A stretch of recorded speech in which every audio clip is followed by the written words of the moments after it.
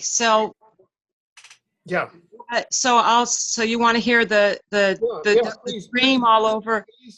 please go ahead now. We were cut off, Okay. and just describe your goldenrod experience. What occurred on May 28th, 2012, as though you're testifying in court. What happened? Okay. So what happened was I was in a dream and I fell asleep. It basically fall asleep feeling like I had failed in my mission on earth to assist at this time with loving kindness and compassion. And so I went to sleep feeling like that. And in about 3 o'clock or 3:30, somewhere around 3:30 in the morning, I ended up finding myself aware of myself in a dream in a way that has never happened. Now, I experience lucid dreaming. I experience out-of-body experiences. I experience a lot of metaphysical things, but I've never experienced my body being divided like this consciously in different places at the same time. So this was a fascination for me. In this dream, it really you could say it kind of freaked me out a bit. So what happened was I became aware while I was in my bed, under my blankets, on my pillow, and that I was having a dream. And then I was aware of myself being in the dream. And it was a reoccurring dream I had as a child that was a nightmare for me, which I was able to get a handle on. And I haven't had the dream for 30 or 40 years. So it was a big deal that this thing should be coming back. And it's a dream of being in a white room with black lettering on the walls and these beings working on me like I'm in a dentist chair, and then people in white coats walking around. And this time in this dream in 2012, they were hurting me. And so I from the chair, I yelled at myself in bed and said, "Help me, they're hurting me." And so while I was in bed, I reached my arm through this dimension and into the dimension where that room was, and I grabbed myself by the hair, and I said to everyone in there, "Get out of here, you're hurting her, stop it." And I pulled myself by the hair through the different dimensions back into my body, and then I said, "Now you're safe, you're going to be okay." And then I woke up and I said, "What the hell was that?" I sat up in bed. I was totally in shock.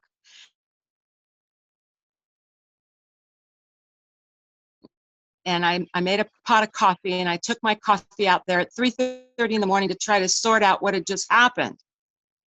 And all of a sudden, these voices were yelling at me, "Wendy, Wendy, come now, it's time."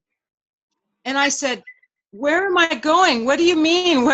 Where are you? Wendy, come on, you know where we are. Come, it's time. You know how to do this." I said, "Where are you?" They said, "Wendy, hurry up." So I just knew it was time to fly out of my body. And actually, I knew where I was going, and I had no conscious knowledge of this prior to this time. I tell you, this was a total shock to me. So here I am, all of a sudden flying towards the center of the earth, and halfway down, and I'm going at this incredible speed. This guy from this other group that's on the earth that as part of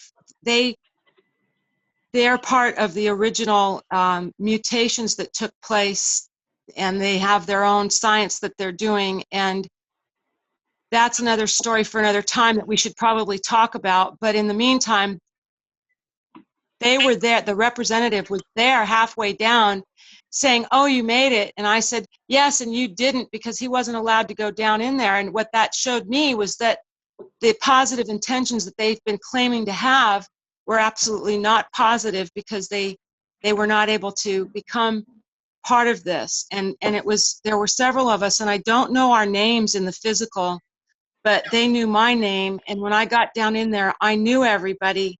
We all knew everybody, and it was like a grand reunion, and we were all happy, and we all celebrated. And they said, now spark yourself up, fire yourself up.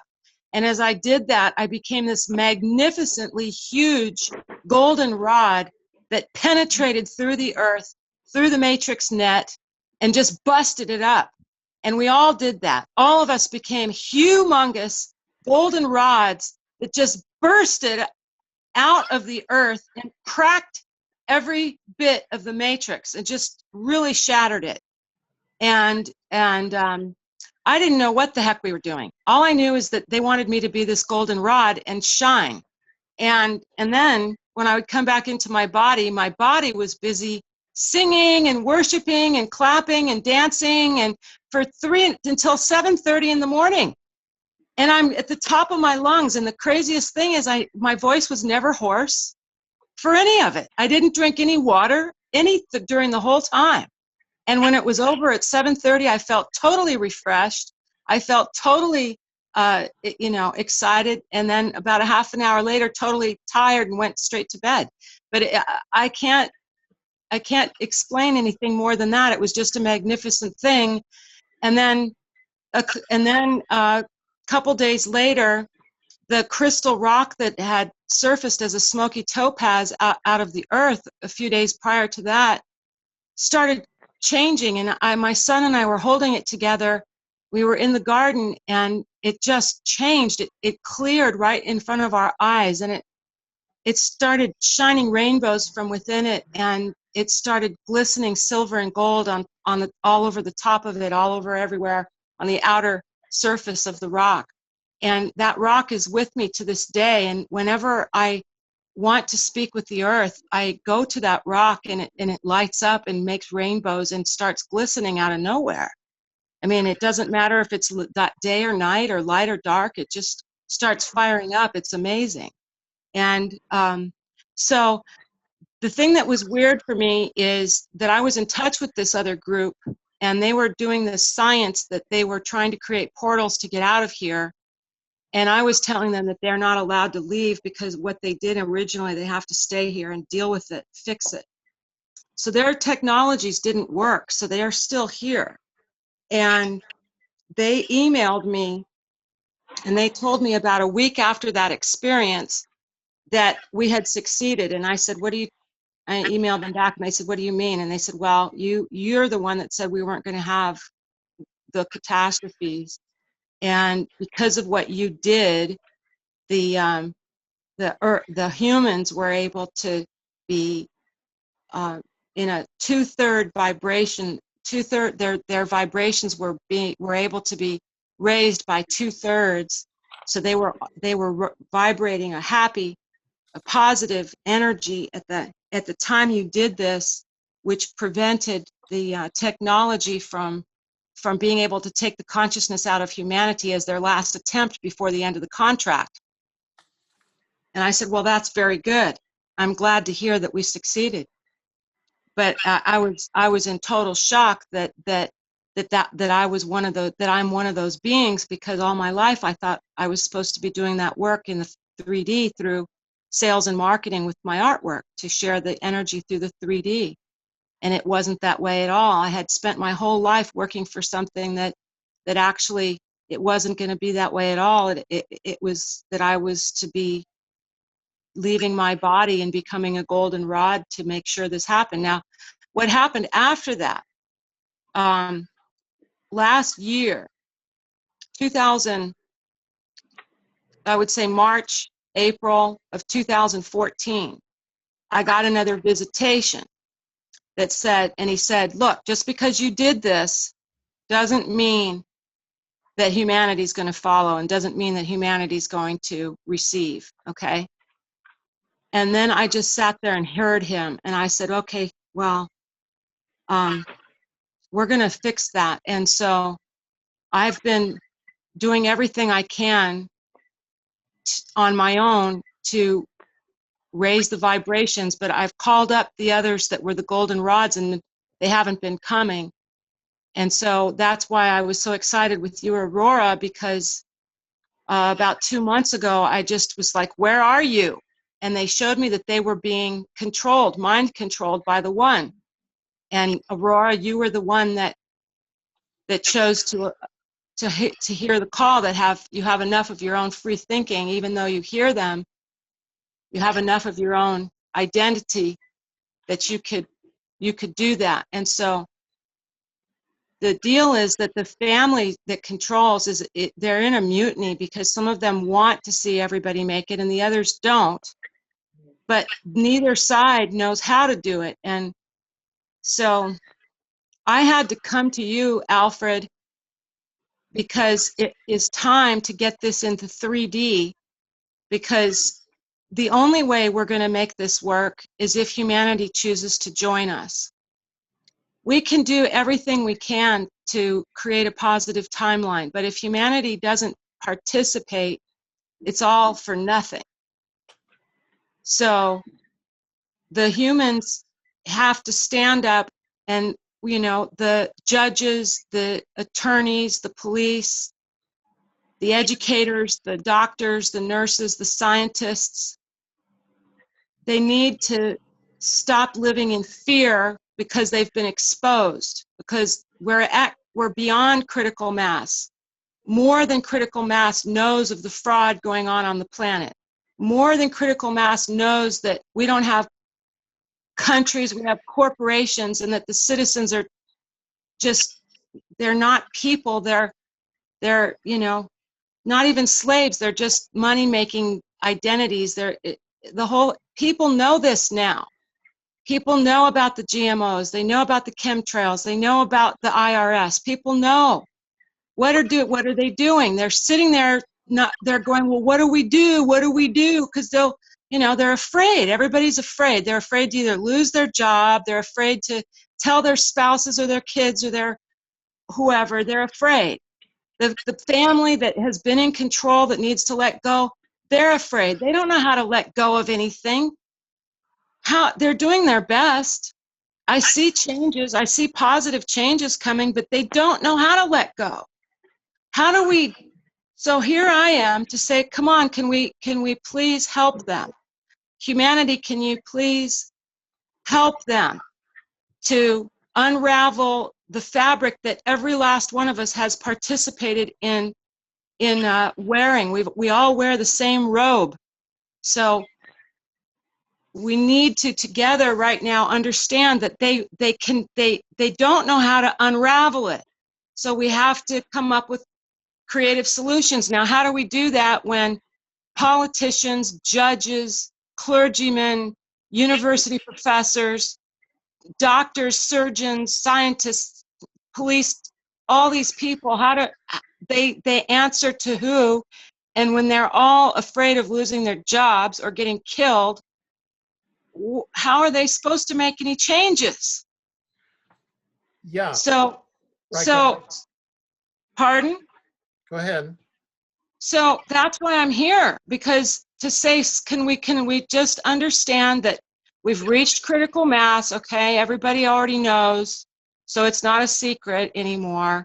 So can we just start realizing that it's not a secret anymore? And can we stop pointing the finger at who's done what? Because if there's anybody innocent, I'd like to know who they are. I don't see that anybody's innocent, because everybody has been, it's like, what do you do? Well, they tell dirty jokes and sick jokes about how the IRS takes their money while they drink beers in front of the TV with their games. That's not creating anything to help their children or themselves. That's not a solution. It's like they've given in to being killed. So what do? We have to expose that the people that are in positions of leadership, quite frankly, have never been able to tell the truth. They quite frankly don't know how to tell the truth. And then we've got the issue of all the different races from the different alien strains having hive minds with their family members that are all the way from the elite down to the people on the street. And then everybody says, well, the one says this. Well, the one is the one that runs that family. And so we've got to wake up to that one. And the ones that are the controllers that are putting their consciousness into the cell phone towers and into their DNA, into the frickin' fast foods and the alcohol and all of that, these people, I want to say, they're listening to this program. I want them to know that I love them, that I forgive them, and that together we can find a way, because they're here on this planet. The only way that they could stay, the only way that we could shift the planet was that they came with us. You see, that wasn't supposed to happen. But compassion made that happen, because they have to help unravel this, but they don't know how. So everybody needs to stop being pissed off at everybody. Everybody is, the controllers don't know compassion. They don't know forgiveness. They know war. They know how to get pissed off. They know how to take things out of context and get jealous, and they get lustful, and they get greedy. And these are our parents, folks. This is right. Well, let me kind of ask you a question. You mentioned, like you said, the family, and I assume that you were referring to the Rothschilds. Is that correct? I'm referring to okay, to clarify what I'm referring to, I will preface what I'm about to say with my understanding that what we have been able to get our hands on about our history is very limited. And then also, who writes history? It's usually the one that won because the other one got killed. So how do we really know everything about anything? I guess we don't. That's why these oral histories are good. And what I would like to do is invite the family members that are the actual hierarchy behind the scenes to come forward and expose themselves to humanity, so that we can stop playing these games. Now, when you say, are they the Rothschilds? Well, according to the history that we have available to us in its limited nature, we have the Anunnaki that came here, and then we have we have another race that came and intermarried in with them that is more of a dominant predator race, so that they came to take over them and whatever they created as so-called humanity. So where we are now is that that's one family, and that one family has to somehow get their family members that are the predators to somehow stop being predators. And that's the challenge that we're dealing with right now. So naming their races, naming their names, naming when they got here and who they came from. I would like to maintain respect and privacy for everyone, because every one of these, just say the 13 ruling families that everybody talks about, there's people behind them. It's the people behind them that I'm talking about. And the ambassador with the Red Dragon family came forward as of last February to start exposing who they are. And so I recommend that people listen to what he's saying, because now, who is this ambassador, and who are the Red Dragon families?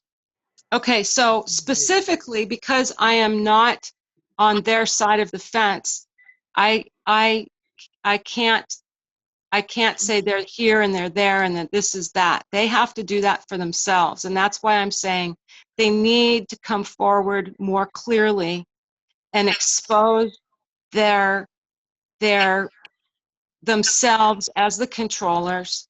And they're used to doing things a certain way, where they have the Vatican, and they have they finance the good, the bad, and the ugly, and they have their politicians and their corporate owners. And you know this, Alfred. And so, well, things suddenly were going transparent, and suddenly they got very opaque for me. well, the reason it's opaque is because they haven't come forward themselves. No, but I mean, in in our conversation, as soon as you went over to the ambassador, it got real fuzzy for me because, oh, that's the 20-minute mark. But as soon as you went over to the ambassador, because I don't know what that is, it's kind Well, of a the only, crazy thing. okay, so all I know is I understand what you're saying. I'll try to get to the chase here. All I know is what he is willing to share of himself, and what I know of him metaphysically is that he is part of that family that What is thing? behind the family that's behind the 13 ruling families, the family that's behind the Vatican, the family that's behind Elizabeth Windsor, if we want to call her that.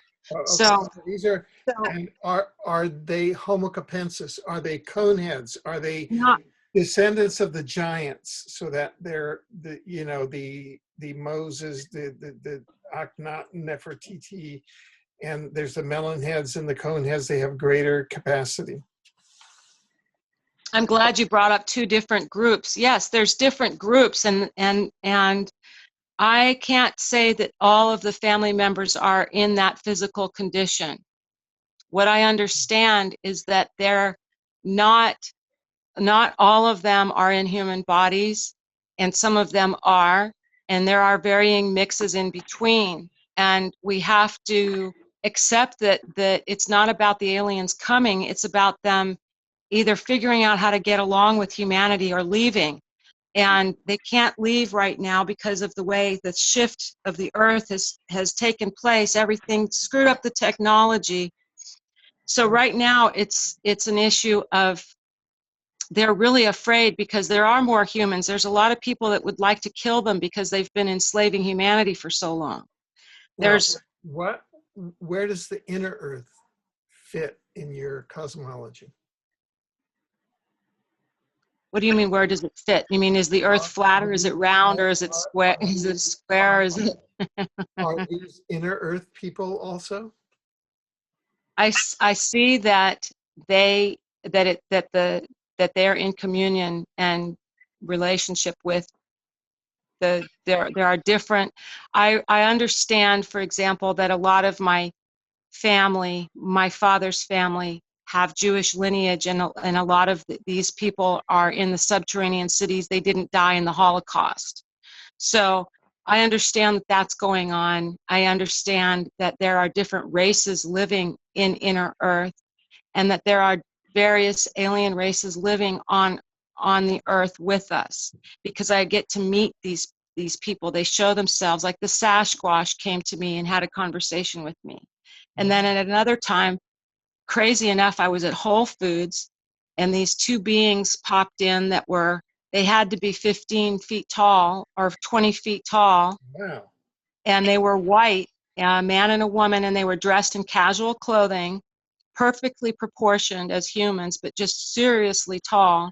20 And they feet stopped, tall? pardon? 20 feet tall? I mean, They had to be about 20 feet tall.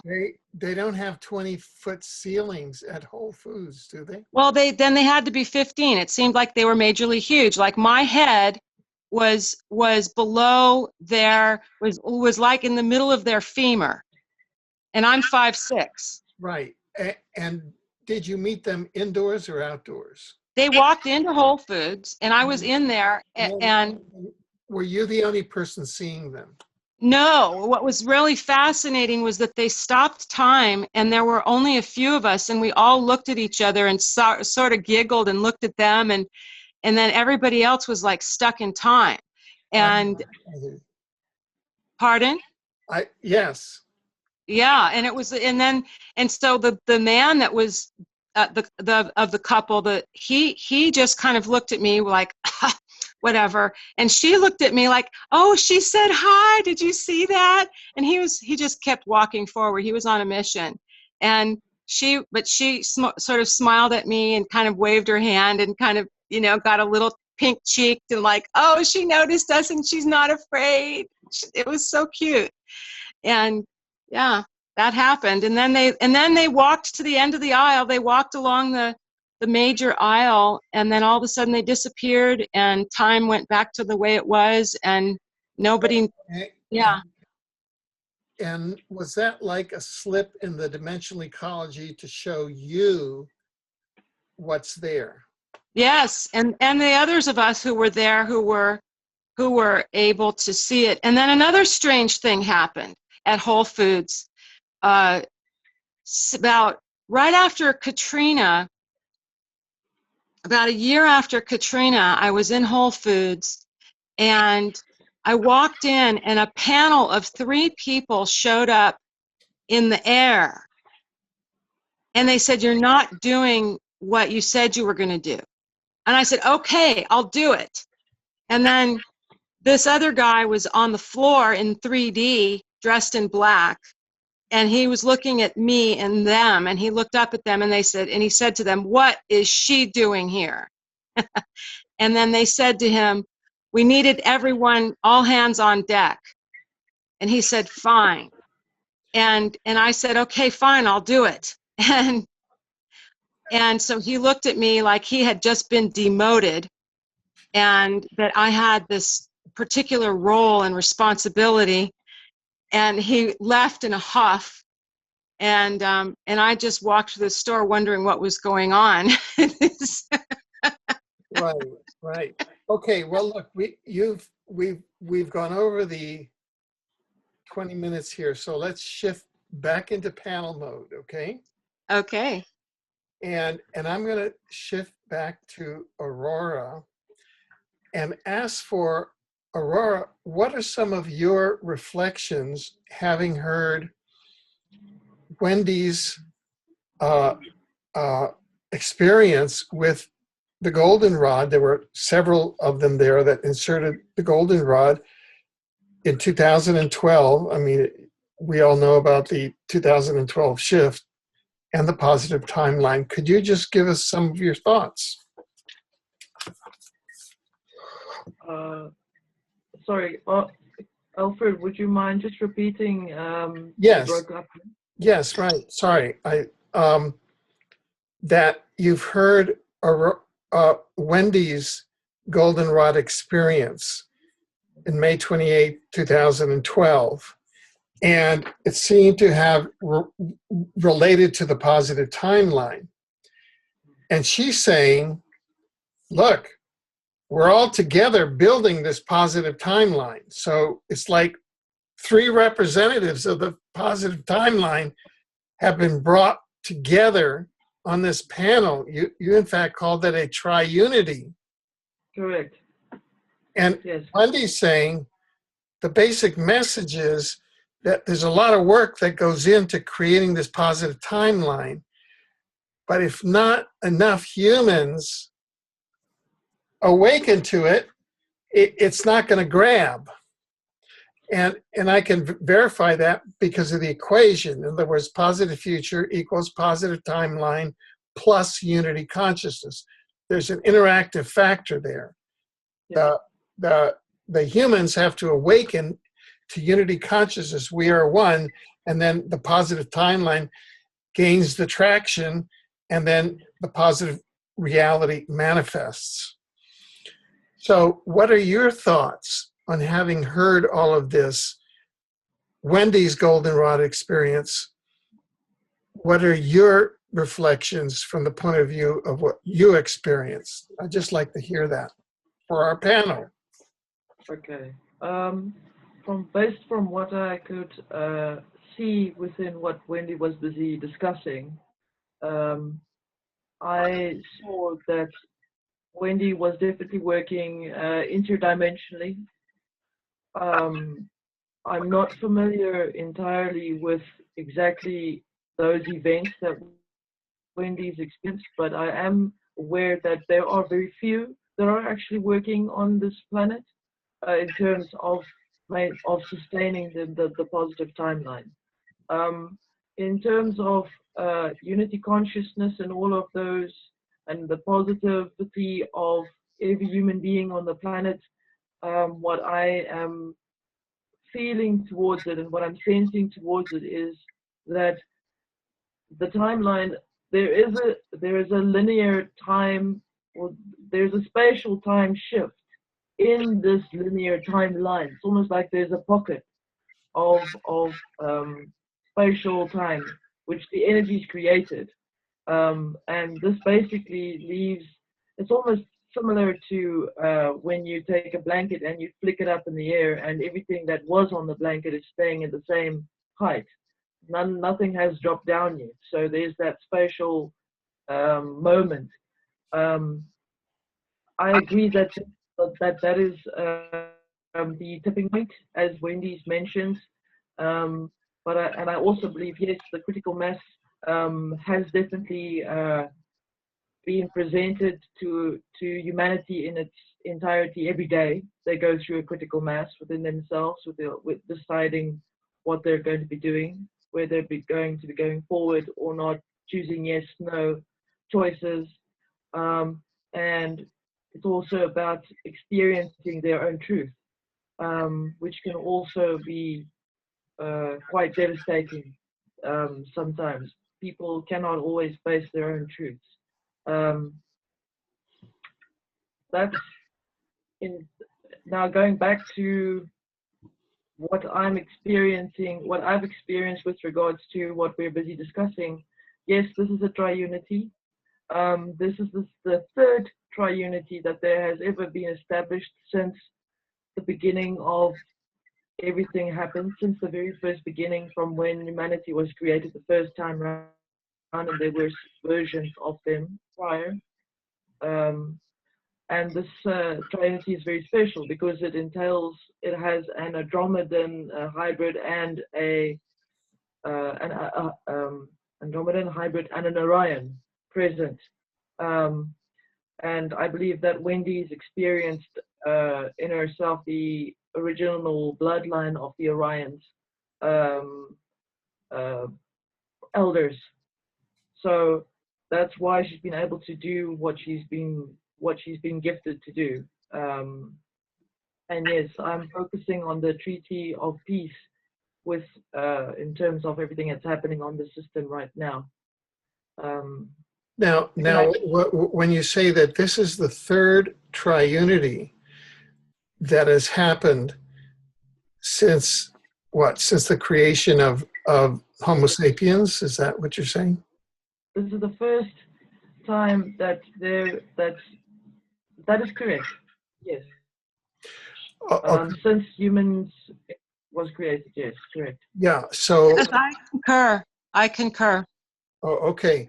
So, in that scheme of things, you're saying that there's an Andromeda hybrid. Now, you had said that I was an Andromeda arbiter.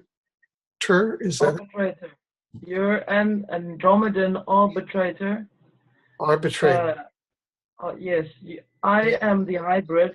You and Wendy is okay. the Orion. Okay, and what does an Andromedan arbitrator do? I mean, this is the first news that I've gotten. So tell me. I'm sorry, I don't want to blow your hair away. No, that's okay. I mean, I might as well get briefed on what this new office is. Tell me. Okay, it's pretty much Andromedans have always been to the truth, focused on the truth at all times, and it is exactly what you're doing. So there's no difference in what you just keep on doing what you're doing, Alfred. That's So an Andromedan. I just basically go to situations and highlight them and arbitrate the truth out of the situation or in the situation, and then go on to other. I'm kind of a troubleshooter. That's correct. Sort of a planetary troubleshooter. You're a troubleshooter. Not a planetary troublemaker, a planetary troubleshooter. See, people who see me as a planetary troublemaker, it's because they're not in truth. Exactly. Yes. That's right. It. That's it. That's exactly like there's a bunch of people say, "Oh, here comes Weber." You know, no, I'm a troubleshooter. That's all. I'm not a troublemaker. Likewise. Exactly. Thank you.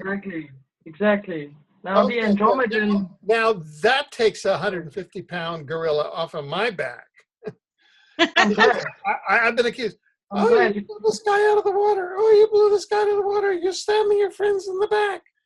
No, I just walk into a room, and if people aren't in integrity, I just say it. And then That's everybody's right. blaming me. Alfred, soon enough, they'll learn that you're only able to do that because you love yourself, you love them, and you love life. Yeah. No, right. I just had to get that. Since I was just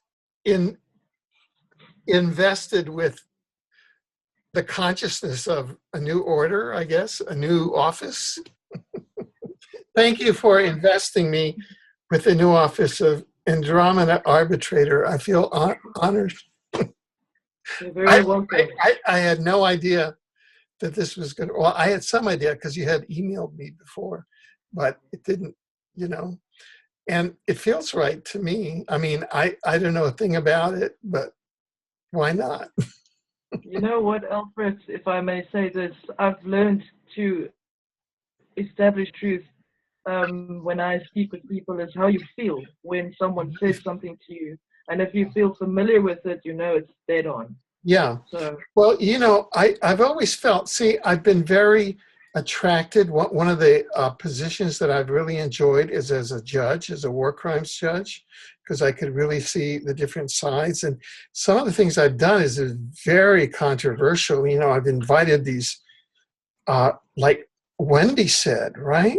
You try to forgive people. So I invited this, we had this trial at the Kuala Lumpur War Crimes Tribunal, and we were trying the state of Israel for war crimes. And so you have to invite, there are at least 6 defense counsel that are appointed for the defense. You follow what I'm saying? So this person who's organizing the tribunals wrote me and said, Alfred, we want you to try and get counsel for the defense, And I said, well, let's really get this as an expiation. You know what I'm saying? A real expiation of the war crimes that, by the evidence, Israel had done since 1947, 48, when they placed 1.5 million Palestinians because the Rothschilds and a bunch of bankers were acting out some stuff and had the power to do that. So so I undertook that literally, and I contacted first the leading international professors of law at the University of Jerusalem, at the highest universities in Israel, guys who had been, the highest there, and they wouldn't do it. Can you imagine that? They wouldn't step up to the plate. So were they honest? No. And then of course not. I went to Yale. I went to the UK, to the Inns of Court. I went to Harvard. And I had an extensive conversation by email, on their iPhones and Blackberries back and forth with a very famous professor at Harvard, who was a defender of Israel, who just recently got caught in the pedophile scandal with Prince Andrew and Bill Clinton. And I said, look, you should, don't you want to defend Israel here? I mean, it's classic. He's a very famous guy. He's always on TV. He's kind of the go-to guy for Israel. He said, no, I'm not going to do it. No. So I've always felt, like, okay, let's see it. Everybody act it out. Everybody will roll it out, and the truth will come out, and then, we'll see. And also arbitration. Let people talk it out. And what I found is that in panels like this, you can put them together, and then the expectations are here, and the results come out way up here. You never Yeah. know what's going to come out. Yeah. Right. I have something I'd like to bring up about what you just said.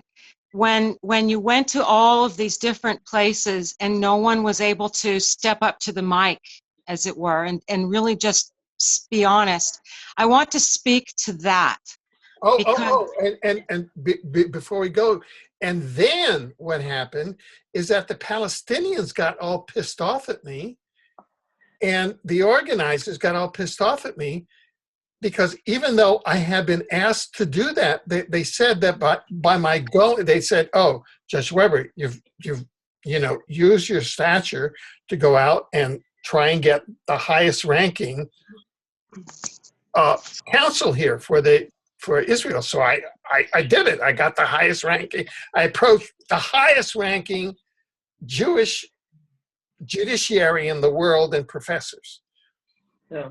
So I did that. And then the Palestinians got all pissed off because they said that by doing that, I was showing my bias as a Zionist, whereas quite the opposite.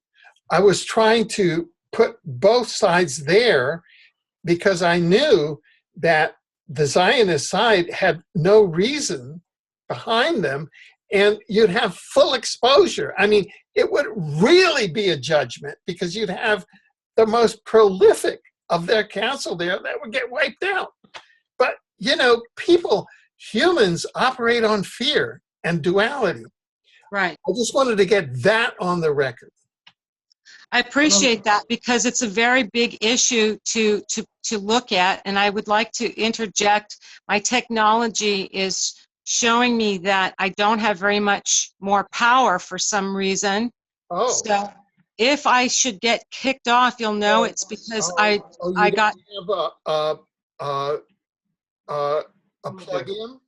We are plugged in, and for some reason it's not registering. I think they're very excited about this phone call, about this panel that we have today. Oh. So if I happen to get cut off, we'll have to reconvene. And Well, we've actually gone about 90 minutes, so. okay, well, I would like to comment on what you just said because you presented an opportunity for tremendous healing to take place. Number one, I said a few minutes ago, I really would like to see the family that are behind the Rothschilds, the DuPonts, and everybody, that the ambassador from the Red Dragon family is claiming to be a part of. I would like to see them amongst themselves choose to let go and admit that they don't know how because they never have. And can we just be grown-ups at this point and not be babies anymore together and say, okay, folks, we know we have to let go of you. We don't know how. We've droned you down so far that you can't think straight and you don't know how to think for yourselves. And we have to start somewhere. So that's why the three of us are here, to start somewhere. Where can we begin? Okay, so the judges, the scientists, the attorneys, the professors, the surgeons, the people that are in these positions need to face that critical mass is aware of the fraud globally, the IRS and everybody else, all of these global collateral accounts that are supposed to be released to assist humanity in the rebuild, all of this stuff. What we have to understand is that all they know is deception. So if they say that it's up, it's really down, and if it's black, it's really white. And we have to wake up to that. And when we talk about trying to talk to people, what happens is, as public speakers, we learn the first thing we say, the last thing we say, and one thing that we say in the middle is all people hear. That's the beauty of recording, so they can play it again and again, because by nature, we'll start thinking about something and miss what's said. And we're listening, we think we're listening, but we have all these different programs that we're running with different thoughts and emotions and stories and experiences, and it prevents us from hearing. So when we have these things recorded like you're doing right now, it's beautiful, so we can go back and reflect and learn more each time. but this is what happens. And so we cut off without knowing it, we cut off our ability to hear. So you're talking to Palestinians and you're talking to this and that and this. Okay, so we've got to understand that these people have connected to the hive mind of their clan who's controlling them. And that there's one mind that's been controlling everybody, and that one mind has to let go. That one mind has to stop controlling everybody. If that one mind is what wants everybody to think it's source, which it's not, it's artificial intelligence that was inserted to make everybody think that, then, fine, but let's do the right thing and let go of, stop trying to control the controllers. So we've never done this before. We don't know how. We've never broken up the matrix to let everybody free because it was never intended that anybody would be free. But we were able to succeed in saving everyone and shifting the planet. So now let's get on the page of that and let's start being civil. We don't know how. Okay, well, when Israel and Palestine are controlled by the same family, when the same family creates before, during, and after all the wars and benefits on all three sides, those people that make those decisions are the ones that need to come forward and ask for forgiveness in a kind way and say, let's together rebuild. So because the judges and the attorneys and the surgeons, they're just puppets that take orders. They're paid to take orders. So they're really not the ones that we should be, looking at right now for answers, because they're not even allowed to give any answers. So can we just get that figured out, and then get that family that's controlling everything to figure out that they don't control anymore? They already know that. They just don't know how to let go. That's the only problem. I know that they have to. They just don't know how. The challenge that they're having is everything that they created behind the scenes with the math and the science to control everybody through the cell phone towers, the technologies, the food, the chips, everything that they're doing to create consciousness of control. It's all failing because people are already at critical mass. So the alternative scientists, the alternative this and the alternative that is already popping up like popcorn all over the planet. They're not gonna, and there's no more war. It's just that the families, they're all in a mutiny. And I mean, let's play it out. Attorney Papa has his wife and his children. They all get to go on vacation every year. They all get to do this and that, and all of a sudden they go. Everybody thinks that dad's the best man in the community, and all of a sudden they have to find out that their dad serves Elizabeth Windsor, who's involved in satanic worship and pedophilia. That he loses his citizenship to the whatever corporation he was supposed to be in, thinking he was a citizen, and now he's supporting this holy see that's totally corrupt, and the family and the kids find out. No, okay, we have to understand that's why we haven't gone anywhere. We have to understand that's why we're not making progress right now, because nobody knows how to unravel that lie, that big mess. Everybody knows, but now what do you do about it? We're all different races of aliens. What do you do about that? So we have to forgive what happened, and we have to hold each other's hands, and we have to give each other a frickin' break, drink some ice water, have some deep breathing, go swimming, have some nice food, and say, look, we did this, now what? Kumbaya. Exactly. It doesn't have to be a freak out. I think immediately all the prisons need to become healing centers. We don't need to have anybody tortured in prison. We need to have healing centers. This is going to take time. We need to be gentle with each other, forgive each other, and start doing this in a nice, elegant way. Okay, 2 points. First point is I've got a 10-point plan, but we won't talk. Okay. Okay. But second point, because I'm nosy and I'm a lawyer and I'm a journalist, okay? Okay. Can you put a name on the family? Oh, ha, ha, ha. Okay. I will say this. It's time for people to, I'm going to give you a roundabout answer. I'm not going to give you a name, but I'm going to give you an answer. It's important for everyone to do their own research.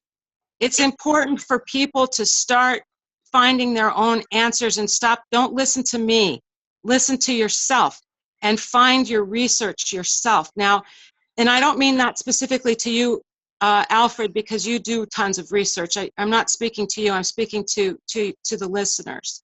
The answer is listen to the ambassador. He began speaking last February. Now he's on a whole new page with a group he's developing, and I have concerns about that. So there's classic ambassador and then post ambassador. Well, no, you could say that. I don't think so. This is before he flipped out. Is that it? Well, I don't know that he flipped out per se. I would say that what started and then what's evolving has totally changed. But the reason I say listen to him is not because I'm suggesting that anyone agree or disagree. I'm suggesting that we listen to what he's saying because, for example, somewhere along in one of his recordings, he said, the family is not human.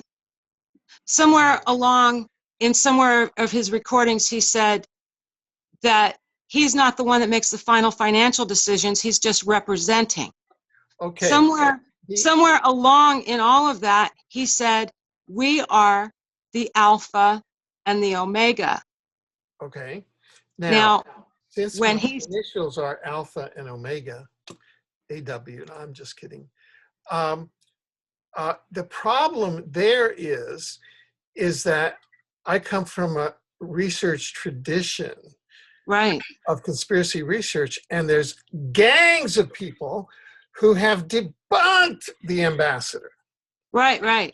And so what I'm saying to you is I'm not saying that he's right or that he's wrong or that he's a fraud or that he's not. What I'm saying is to listen to some of the things he said. He said that they are from the Alpha and the Omega family, so that they have control over certain accounts. So if you do your research, you go on the internet and you can see, oh, well, there's the Alpha and Omega Station Bank.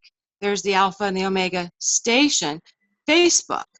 So if we look that up and we start finding out what they're doing on that, then we can start to find some names. Now, they can also create names that are fraudulent and put those up there. So what I'm saying to you is, instead of giving names, what I would like is for these individuals to have the decency to do what they know they need to do, which is to let go of humanity and stop trying to control everything. Yeah. I feel much more personally, I don't feel comfortable. I mean, I will listen to some of the ambassador's old lectures, but at the same time, there's a whole research field that has debunked him, and I feel very, very uneasy about a person who's an anonymous source and makes all these claims. And because I like to come at things still from the judicial point of view, and the fact that this miracle happened, that Wendy and Aurora showed up with 2 goldenrod experiences that were just like hugely cosmic. Yes. That just speaks for itself. I mean, that's like miracle level that relate to the positive timeline that I feel that I've been like, that's all I say all day is I give out the equation and I say, wake up to it. This is what's going on. And then I get all this affirmation from both of you. You follow? Right. Well, and to speak to that, now, I'm sorry. Yeah. So rather than say, listen to the ambassador, forget about him. He's gone on to something else. What is the substance? What is the substance? Who's he talking about? Is he talking about Fukushima's gold? Is he talking about old Chinese families that moved from the mainland over to Taiwan and have some, is he talking about inner earth people who are coneheads? I mean, what are we talking about here? Get specific. We're talking about exopolitics. That's where, see, people can talk a lot of BS on the internet when they don't get specific. No, I totally agree with you. That's why I've said several times today in our conversation that it's time for the family to expose themselves as the family that's been controlling. Okay, I'm the scientist that's been doing this, or now if they are afraid to show their face, I want to say, why am I not showing my face today? Well, it's because I am talking about things that are frightening for so many different people. I don't want them to look at my face. I want them to look in their own mirror. I don't want them to try to analyze who I am and if they can tell what kind of an alien I am or what I'm not. I want them to think about themselves. Now, later on, if we decide to do more, we've talked about doing a series and doing more, and if we want to do that, fine, I'll probably show up at some point pretty soon and let people see my face. But right now, I feel it's very important that people not look at me and that they look at themselves. Well, But I want to comment. I want to finish commenting on the ambassador. Yeah, go ahead. As far as this is concerned, in my research of studying the sovereign, the Alpha and the Omega station, there were some comments made in the Facebook page and family that I want you guys to know I saw, and it pertains to bringing the consciousness of the people into the hive mind, into the cube, and that not everybody's cooperating with that. And the answer to that is that they're not going to, because we shifted the planet, and while you guys tried to create another electromagnetic grid to try to prevent people from living in a positive timeline, that, you know, you're kind of like trying to say that we're going to be positive, but there's not very many signs of it. And this is what I want to say specifically about what's happening with the ambassador. I do not feel a sense of betrayal in bringing these things up. I feel a sense of responsibility. It's like, Alfred, when you began, you said, oh, when I walk into the room, sometimes people get mad because they say that I'm, you know, trying to ruffle things up, but it's not that at all. It's if somebody's not willing to live in their truth, then they're going to get upset with hearing the truth. And that's where the family is not used to speaking the truth. They're used to deceiving everybody. So just like, for example, they finance Israel and Palestine both. And so let's get honest about that. And let's say, okay, we understand that you don't know how to tell the truth. It's okay, we forgive you. Now can we calm down? But what we're dealing with right now, Ron Van Dyke just put out a video that needs to be addressed, because the ambassador created a team of people to say that he was bringing financial relief because they couldn't take the cabal down fast enough, or they didn't want everybody to fall in the proposed financial crisis for the United States. And so this is their idea of bringing money to people to bring relief, because if they were to give it to everybody, these guys would take it out of their bank accounts.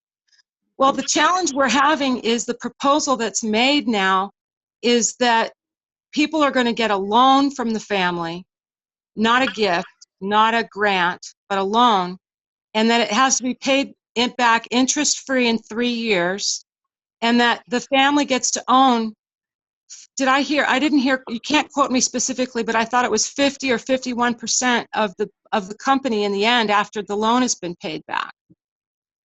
So in my mind, that's just another form of continued slavery. And this is another fear factor action of saying, okay, we're going to enable you in a way that we haven't before, but you're still going to pay us back, and we're still going to control the money. And so I've been more interested in people learning how to trade with each other and learning how to build little jungles of interdependency in their neighborhoods, and growing their own food and creating their own economy. I'm interested in trade, value for value. I'm interested in the new gold money that Karen Hood is talking about. I'm interested in total freedom, and I'm not interested. The other thing that's an issue that needs to be brought up is that the ambassador himself has acknowledged how the IRS is Yeah, thank you. Oh, wow, how fun. Yeah, there you go. Or Yeah, alarm. yeah. And I'm like so happy you have some. I'm getting ready to get some myself. I think it's a lovely idea. And I understand the full reason for it. And Ideally, it's as a Christmas gift. well, that's awesome. And it's something that truly does present an opportunity for the average individual to start to leave poverty. It does open the door for the average individual, and that's what I'm excited about. Now, do I don't want to see anybody go through any suffering, but I want some honesty to come, because the ambassador himself acknowledged that the IRS is a privately owned corporation several months ago. So now they want people to fill out forms to go through the IRS because the person that's working with them says she doesn't want to put anybody's life at risk or have them get arrested or lose their property for not complying. Well, I don't necessarily take that opinion, because critical mass already knows that they're a privately owned corporation who signs their paperwork in Costa Rica. They've never had any authority to collect tax from anybody but their own employees, and those guys don't pay tax. The money does not go to the citizens. It goes to Elizabeth and the Vatican by and large, and critical mass knows that. So now we've got people that I'm talking to all over the country who are manufacturers and distributors on a smaller scale, and they know that, and they're not forcing their employees to fill out IRS papers anymore. They're not forcing their sales reps to fill out IRS papers anymore. So Well, there's a massive change taking place right now. And so these ideas that the ambassador has for this financial thing, I commend him for coming up with a plan. I am thankful that he's trying. I want to support that. But the solution is simply one that isn't going to work in this new paradigm, if you will, because the control system has to stop. I'll make you a deal. You can come into the new era.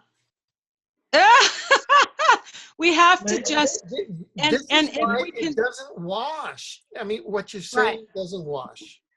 It's not the positive timeline. It's the old right, catastrophic right. duality, I win, you lose. That's right. And that's why I'm bringing it up. What's happening. That's why I'm but yeah. That's why I'm bringing it up, because I don't want to be disrespectful to the Wendy? ambassador, but I Sorry. want, pardon? Aurora, please, Sorry, may I say something? please. Yes, but I want to finish, Aurora, please let me finish with this last thing. I just want to say, I'm not trying to be offensive or disrespectful to any plans that the ambassador or the family is trying to come up with. I'm bringing this up to say it's not something that the masses are going to be able to respect, because critical mass already knows the fraud that's going on.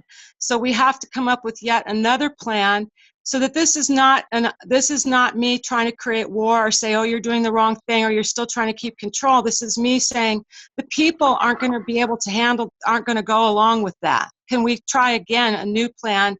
Thank you for working on it, and let's try again. So go ahead. Thank you for giving me that chance to say that.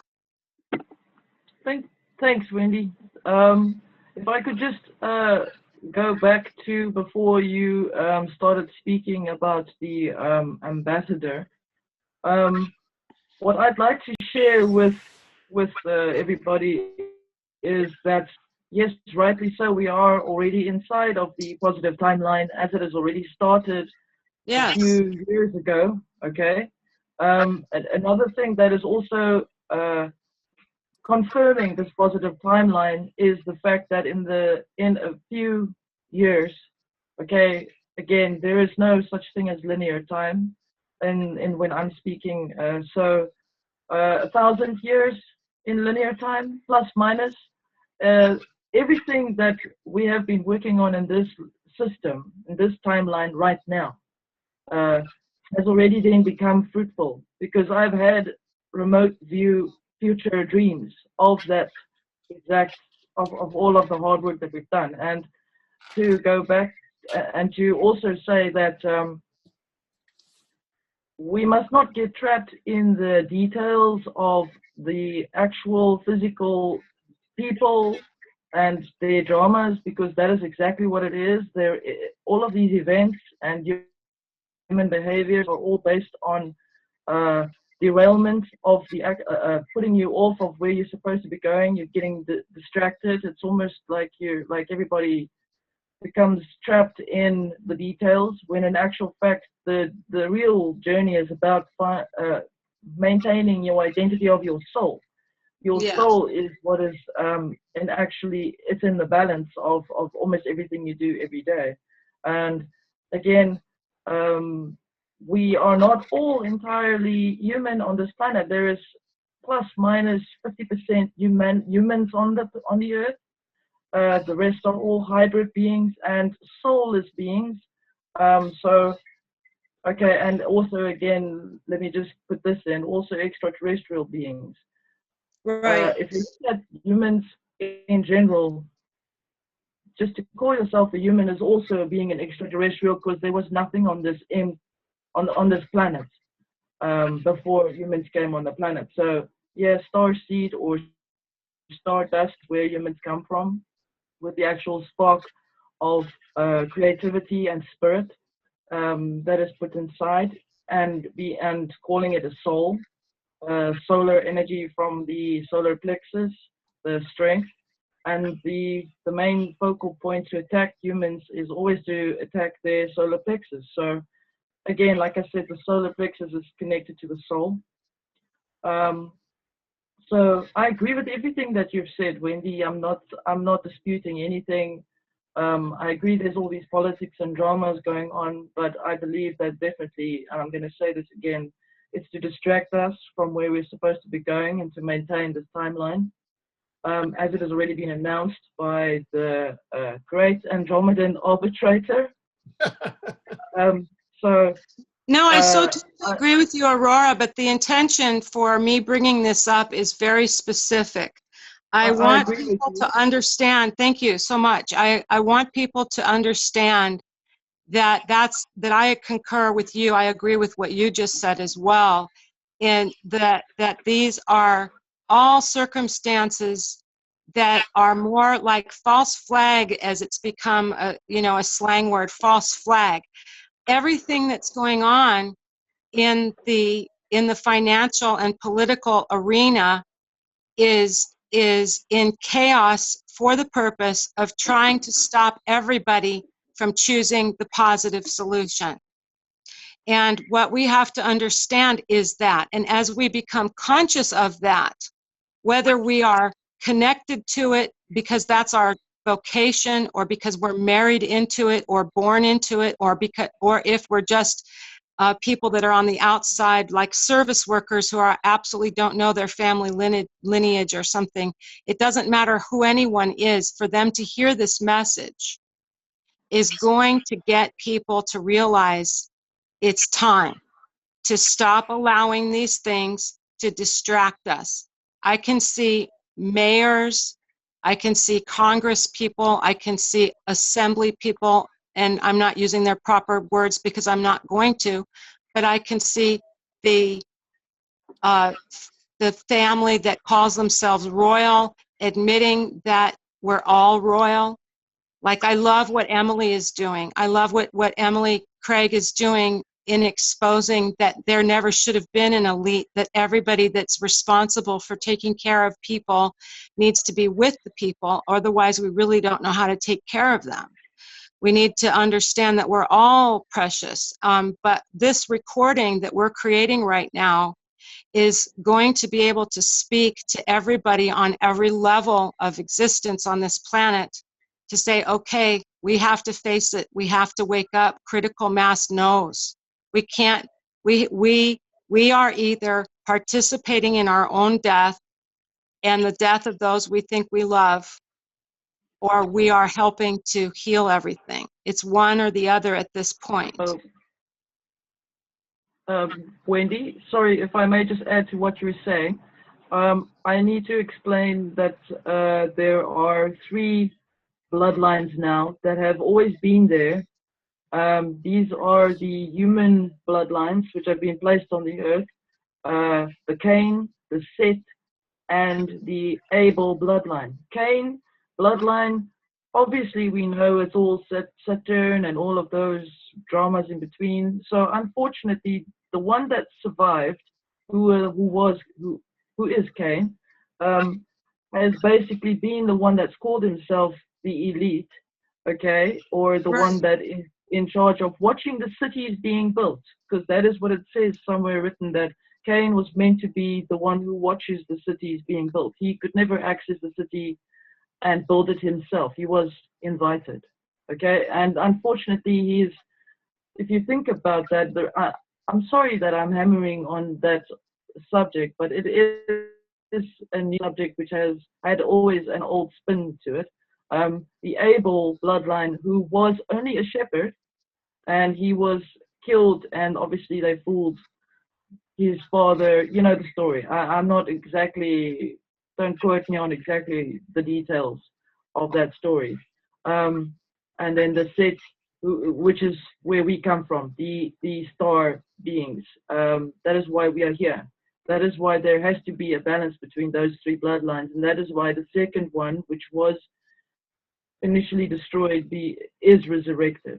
Okay, and has already been resurrected. Okay, and then the next thing from what you've said, if I can also add to that, is that these bloodlines have been intermingled. The Right. only two bloodlines that have been intermingling was the Cain and the Sethian bloodline. And well, and you can't change it. We don't want to reinvent the wheel, so we've just thrown in a new. We've just awoke something else that will definitely balance the planet, because that is initially what is supposed to happen. Is we're all meant to become balanced within ourselves. Yes. Okay, that's basically what I wanted to add. I'm so excited about this opportunity we have to be able to have this conversation for other people to hear, because it's so timely.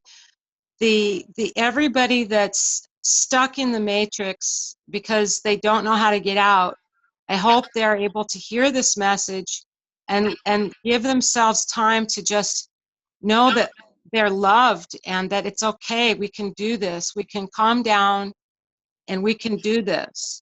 And maybe we don't have all the answers right now, and maybe we might have to go through some trial and error. But when we calm down and we allow ourselves to learn how to, I think the number one thing we can do right now, there's two things we need to do. The people that we want to call sociopaths and psychopaths, these people are also programmed. And maybe they come from a race line where this is all they know how to be. But if we continue to speak ill of them and continue to talk bad about them, it's going to make it impossible for them to heal. So we have to start looking at what we appreciate about what they've done. And that doesn't mean that they shouldn't have to deal with what they've done that's so painful, but they need to be given an opportunity to heal.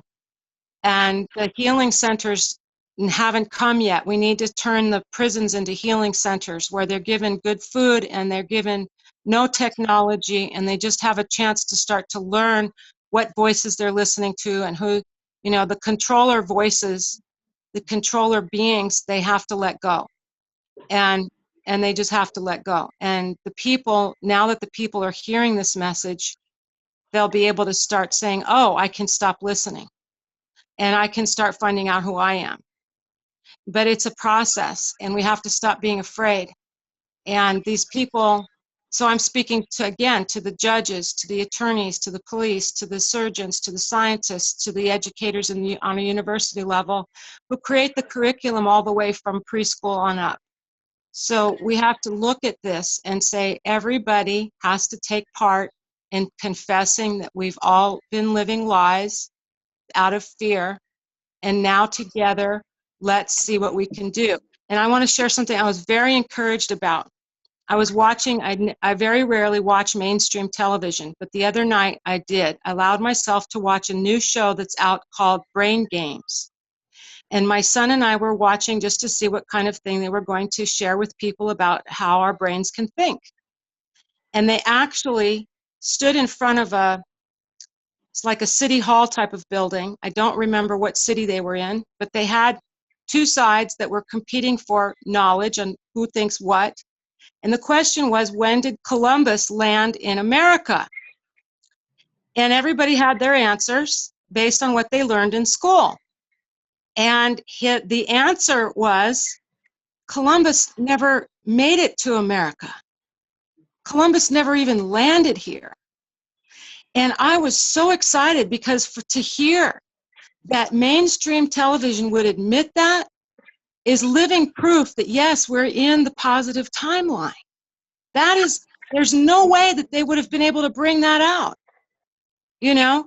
So there's that. And then this new money that you have, Alfred, I would love for you to tell people about that money before we hang up, because it's just a wonderful solution for us to see there's movement, there's positive things that are taking place. Now, how do we get out of the judicial system and into common law? Well, I know people that have brought many issues of common law that, to me, that are complicated. So what are we going to do? Well, you know, how do we make this major shift out of corruption and into something that's not corrupt? Well, we have to stop allowing the major leaders that are allowing the drugs out there. We have to stop the drug use, first of all, because everybody is thinking crazy thoughts because of the drugs. Now, judges and attorneys and police officers and nurses and doctors, they all do drugs for their nerves, or because they're tired, or because they have to focus, or because they have a disease that they created and don't know it. So we have to stop this with the drugs. And then people can start to think straight. We can start to make sound-minded decisions. But number one, if we can give a directive to all the people that are in leadership positions, stop making decisions when you're in a negative state of mind. So if you think somebody's ignorant, or if you think they're stupid, or if you think they don't see the picture, or if you think they are not educated enough to understand, or maybe any of their anything, oh, you don't understand, whatever that causes somebody to get upset, political leaders and leaders, learn to stop making decisions from a negative state of mind immediately. Discipline yourself to choose to not make a decision until you're thinking positively. And that positive decision will push us further into the reality of leaving the old and being the new right now. Because as you said, Aurora, we're here. We're here. And so we have to help everybody live the here that we are. And so that's the number one thing. We have to stop allowing ourselves to make decisions from negative state of mind. And parents, it's the same with all the way down to the parents and to the relationships we have with each other. We get mad, so we make a decision. Well, I'm not going to talk to that person anymore. Or I'm not going to be friends with them anymore. Or, well, you did this, so I'm going to, you bought a new car when I didn't want you to, so I'm going to decorate the house. You know, these silly things. We have to make sure that we stop misbehaving right now and love each other, forgive each other. And then we're going to start making more concrete ideas, solutions. We have to find a way for the family to come forward in a way that's going to let the judges and the attorneys go, so they don't have to live lies anymore, so they're not afraid to be honest, because they're afraid right now, and they don't need to be. You know, we need to support them.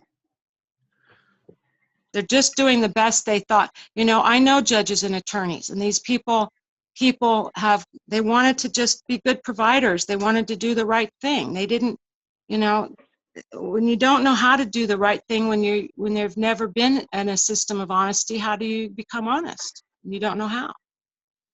So we have this compassion. Yes, yeah. Alfred? Yeah. You know, as an attorney and a judge, I have a 10-point plan that has a slightly different spin. Okay. And because attorney and judges really incarnate as such to get a mainline fix on justice.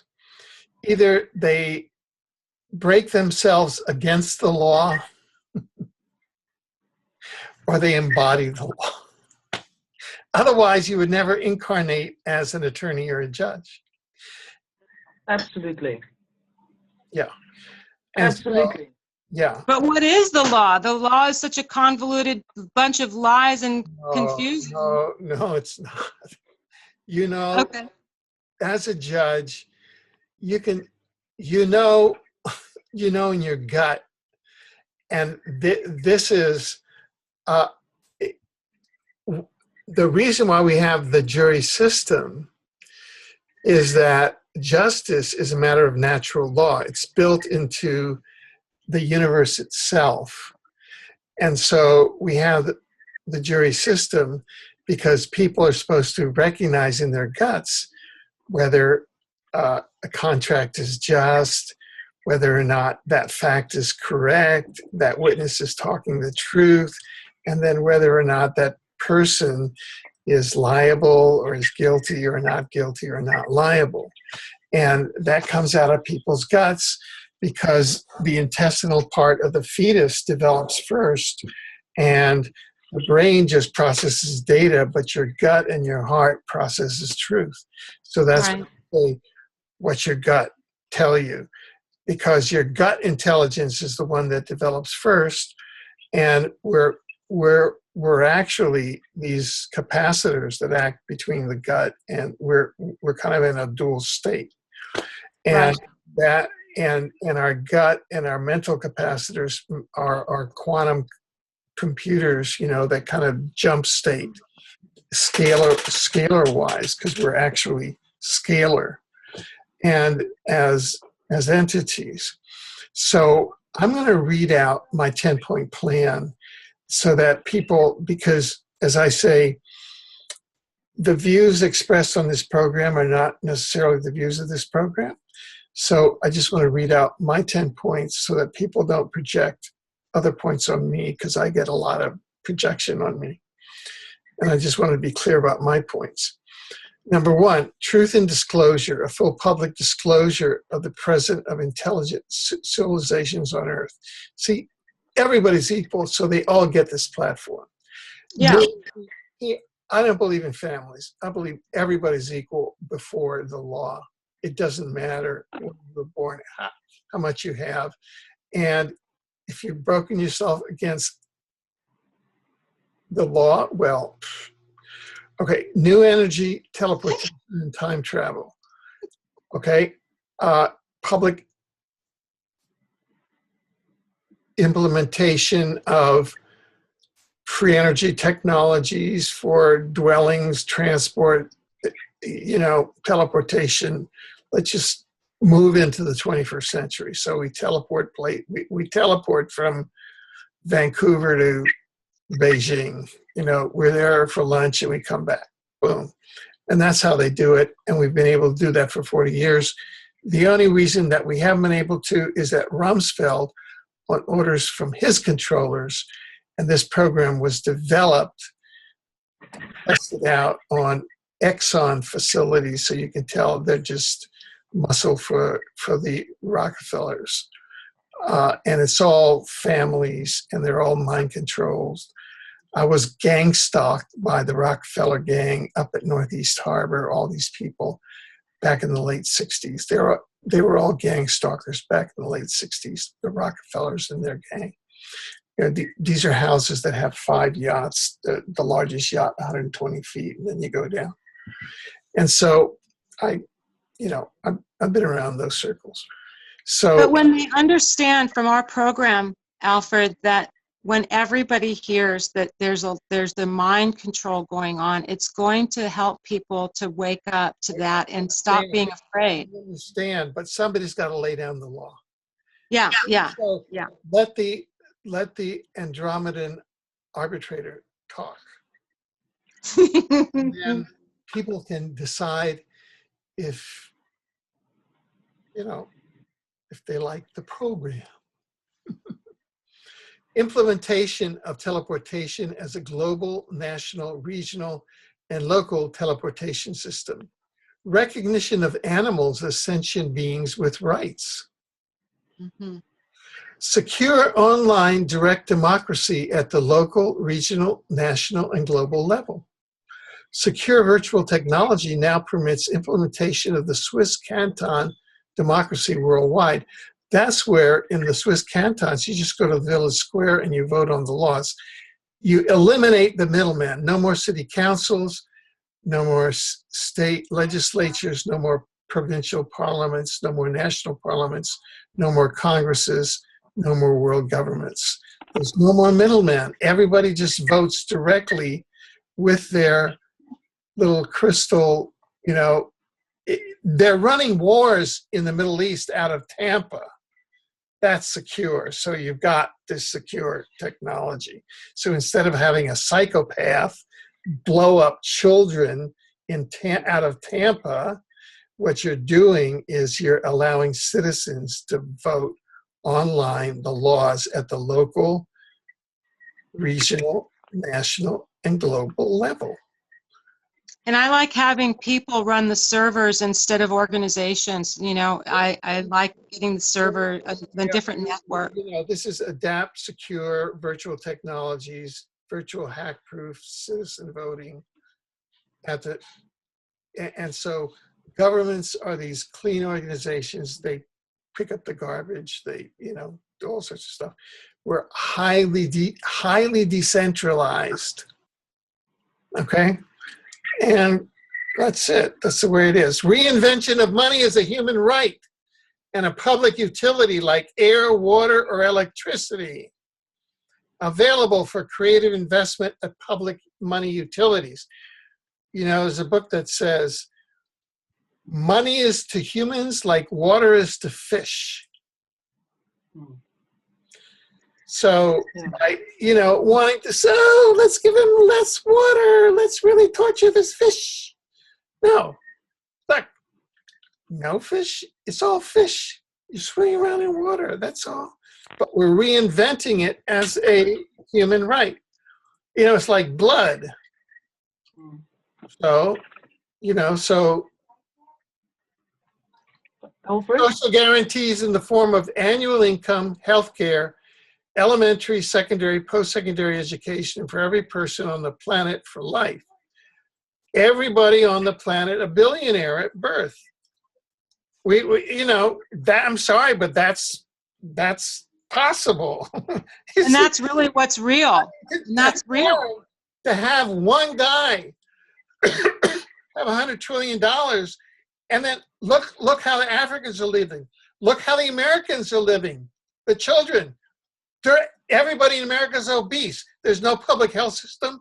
There's no healthcare system. The food is atrocious. It's the most. So you cross the border here from British Columbia into the U.S. It's just obese people. Why? Because they're getting radiated. Because of the atomic testing, the depleted uranium. It's targeted. It's the most targeted country on the face of the planet after Israel. World debt forgiveness, autism, diabetes, it's all uranium. And right now, where are they dumping all the uranium from Fukushima? Oh, the United States. Why? You tell me why. Because of Star Wars. It's one group of ETs against the other. It's all crazy. World debt forgiveness. World debt forgiveness. Yeah, you're going to say. Alfred, sorry, yeah. Wendy, may I just say this? I can confirm with you that your 10-point plans, out of its 6 has already taken place in the future. I have had a dream which confirms that. This dream I've had 3 years ago. I can send it to you later. Everybody lives in a like families, but not entirely families. It's more out of with regards to how you have become advanced within your soul progression. So those who have decided to work on those now, yeah, we can all be family one day, or not. The other thing that's happened is the internet still exists. Nobody's involved with the fancy cars, the fancy little businesses. There is no money system. There is only what people can exchange with their energy. That is going to happen. That has already happened. I've seen myself three Yes. times there in that future. We will have birds. The mammal system, animal system will not be there, and this time they will not be exploited the way that they have been exploited in this system. So that program is out. But there will be birds, and there will be grass, and there will be flowers. Pretty much. Sorry, Wendy, you were going to say No, the trade system is here. I've been teaching it and living it my whole life, and I just had a wonderful conversation last night with somebody who's a few thousand miles away from me, who's a distributor of the new medical technologies that have been kept from humanity. And he is one of the people I was talking about who has many of his distributors wanting to, or his affiliates online, they're doing affiliate internet marketing, and a lot of them refusing to want to participate in the paperwork for the IRS. So his manufacturers have agreed that they can do a barter system, trade for trade. So if they're buying wholesale, sell it for the wholesale value, or if it's retail, sell it for the retail value. So the person that has something to trade would have to understand business enough to be able to know if they're trading for wholesale value or retail value. But this is something that they're doing and that they're open to. And he and I discussed how we need to get on the internet and start doing videos to assist people in learning how to do this and understanding that this is one of the solutions that we have, because the reason I brought up the ambassador is he is the first person who has ever spoken to humanity from that side of the family. Not that he's telling the truth or that he's telling a lie or that he's bogus or that he's not bogus. That's none of that is relevant to me. The only thing that matters to me is that for the first time in history, somebody from that side of the family is speaking, which is a movement. That's an action step. And when he says things, his directive and what they're doing and all of that, like I said, they don't know how to free humanity because they've never done it. And so what does that mean? Neither does anybody that's working in the system of governance knows how to do that. But one thing that's very clear to me is when we talk about leaving that financial system and going into a trade for trade where a person's value is on the line, these people who are politicians or decision makers, they don't have anything to trade. They don't have any value in that financial system of trade for trade. They're not carpenters who can trade, like this guy knows how to build a house and this guy knows how to work on cars. Well, this guy needs his door fixed and this guy needs his car fixed, so the two trade with each other. Well, what is somebody who only knows how to push papers around and sit in meetings going to do in a system like that? And that's partially why it's not here yet in full bloom, because most of the people that are doing jobs where they have value like that, they are easily able to trade with each other and have, for example, here, in the US, I've been doing this all my life all over the country. And we love it. People that do it love it. It's fun for us. In certain states, they know that people like to do it so much, they made it illegal, so you can't trade, but you can call it a gift. So then you have to trust each other to do the gifting the right way. There's many different ways to do it, but there's a status quo amongst the people that are already trading. So how do we get the other people to get on board? And that's the issue, is that all these people that are used to sitting behind desks or pushing papers or being in business meetings don't have any value. So they don't know what to do for themselves and how to create value. So I say to them, well, learn how to wash dishes, learn how to work in the yard, learn how to create something that you have always wanted to do, but you couldn't because you were working at this job.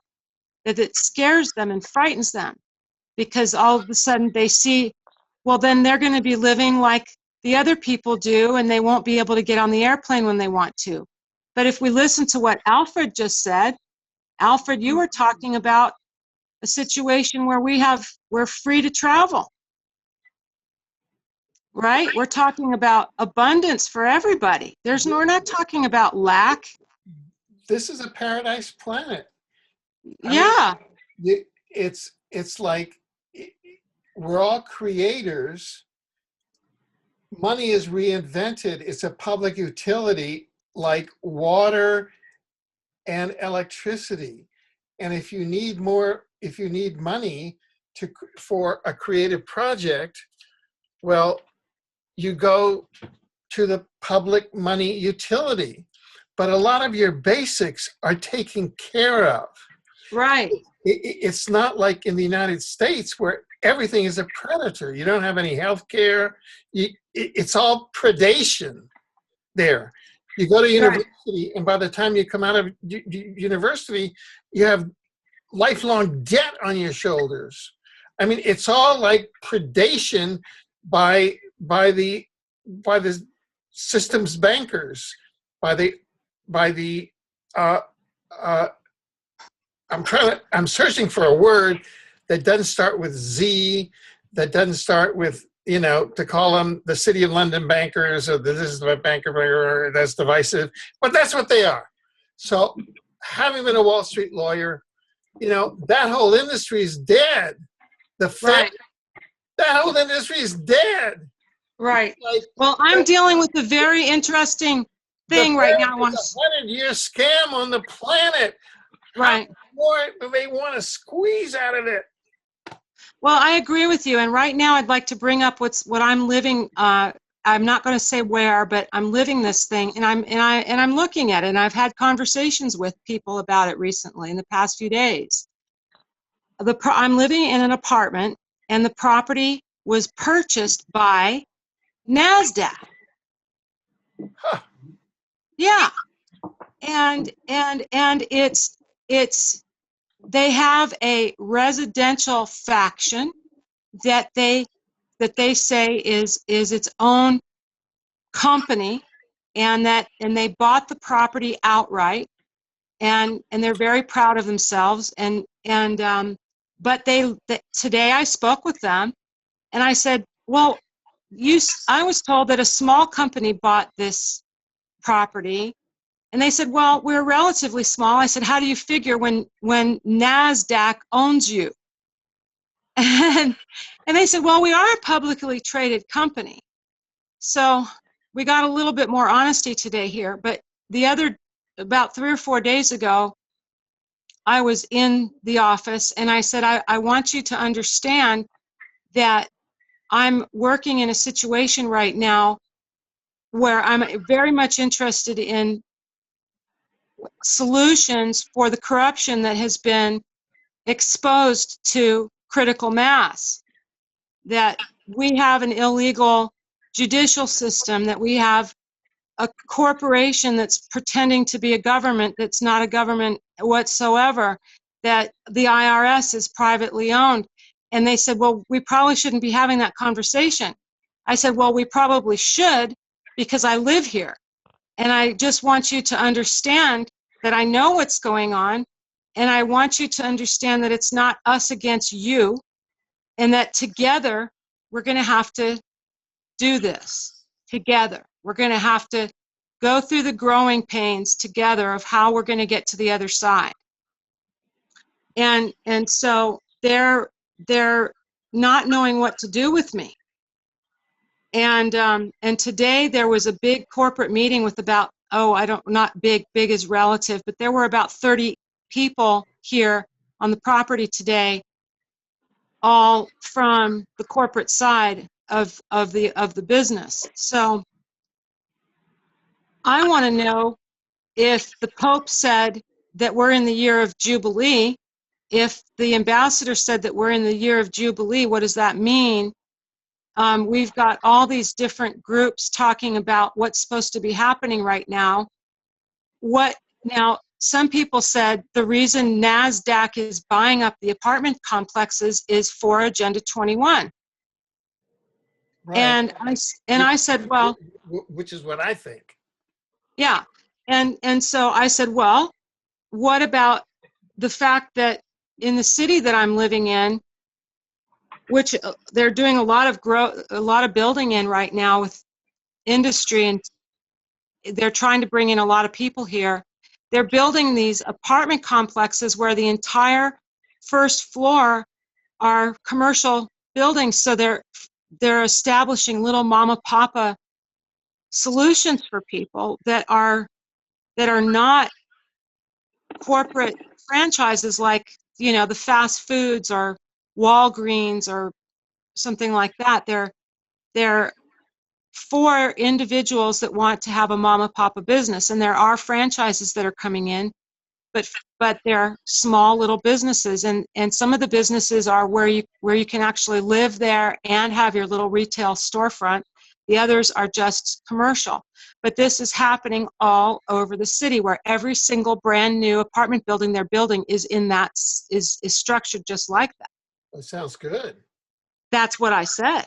So I said, well, if they're talking Agenda 21, I don't see it, because what it looks to me, what it looks like to me is that it's a plan to say, no, we're not going to do that. We're going to give everybody a chance to start becoming independent.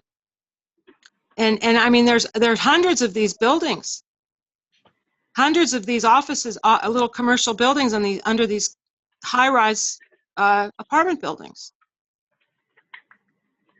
So I'd like to know what's going on with the building in the other cities in the U.S. Are they doing the same format? Well, I don't think in Detroit they're doing that. Or New Orleans.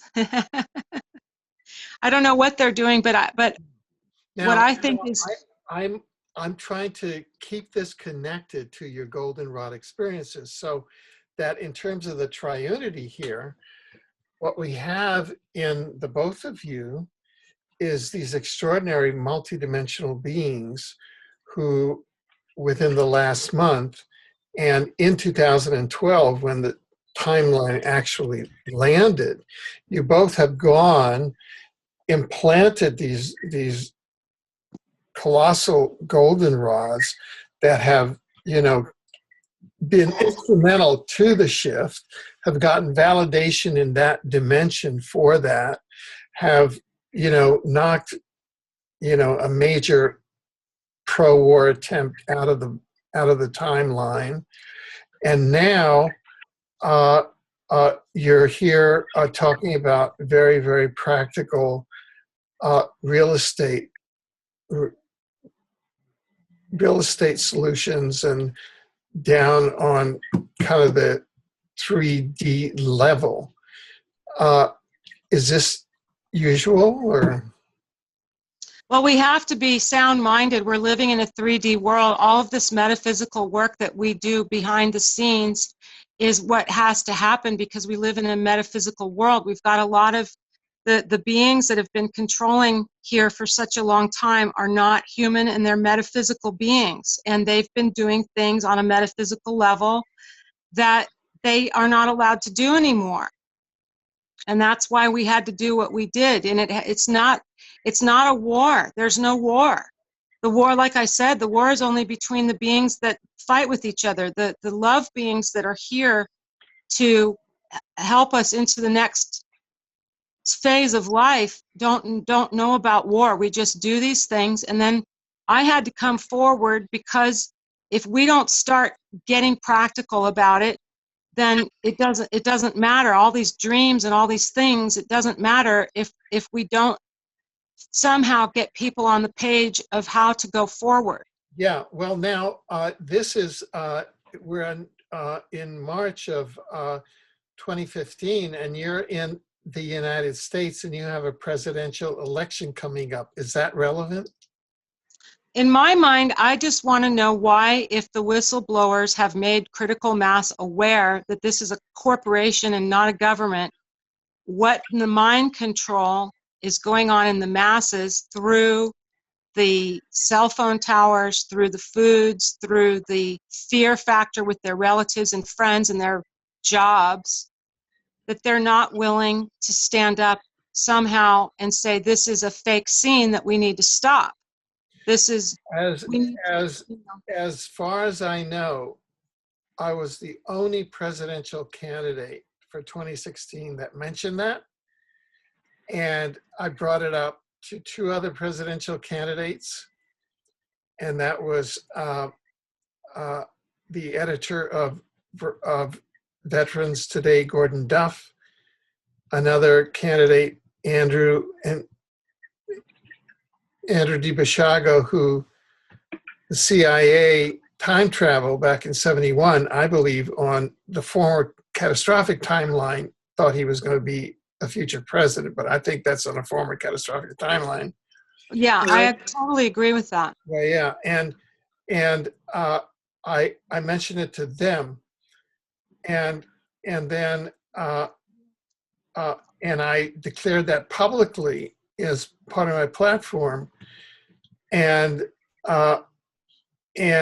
didn't get a rise from any of them. I mean, it's just like gatekeeper city. Okay, Professor Jim Fetcher was at least open to it, and he said publicly, because this other guy, A.L. Whitney, said, look, there's a major disagreement here, because Weber has said the U.S. is a corporation ever since the 1871 Act, which created the District of Columbia and the three city-state empire of the Vatican, the City of London, and the District of Columbia, that I call Vatlanusa, Vatican, USA, Vatlanusa. And Right. you were saying, and they're doing it for the Pope and the Queen. Well, add the US, because Washington, D.C. is the third city-state of Vatlanusa, is the military arm. The City of London is the financial arm, and the Vatican is the spiritual mind control arm. So that's why the U.S. is only does wars, and that's all it knows how to do, and it's always at war. So That's what it did know. Now we have to start using the language of the new timeline, so that we can say that's what all they did know. all they did know. Now, and that's where Netanyahu getting knocked out. Now, today's March 12th, the elections are March 17th.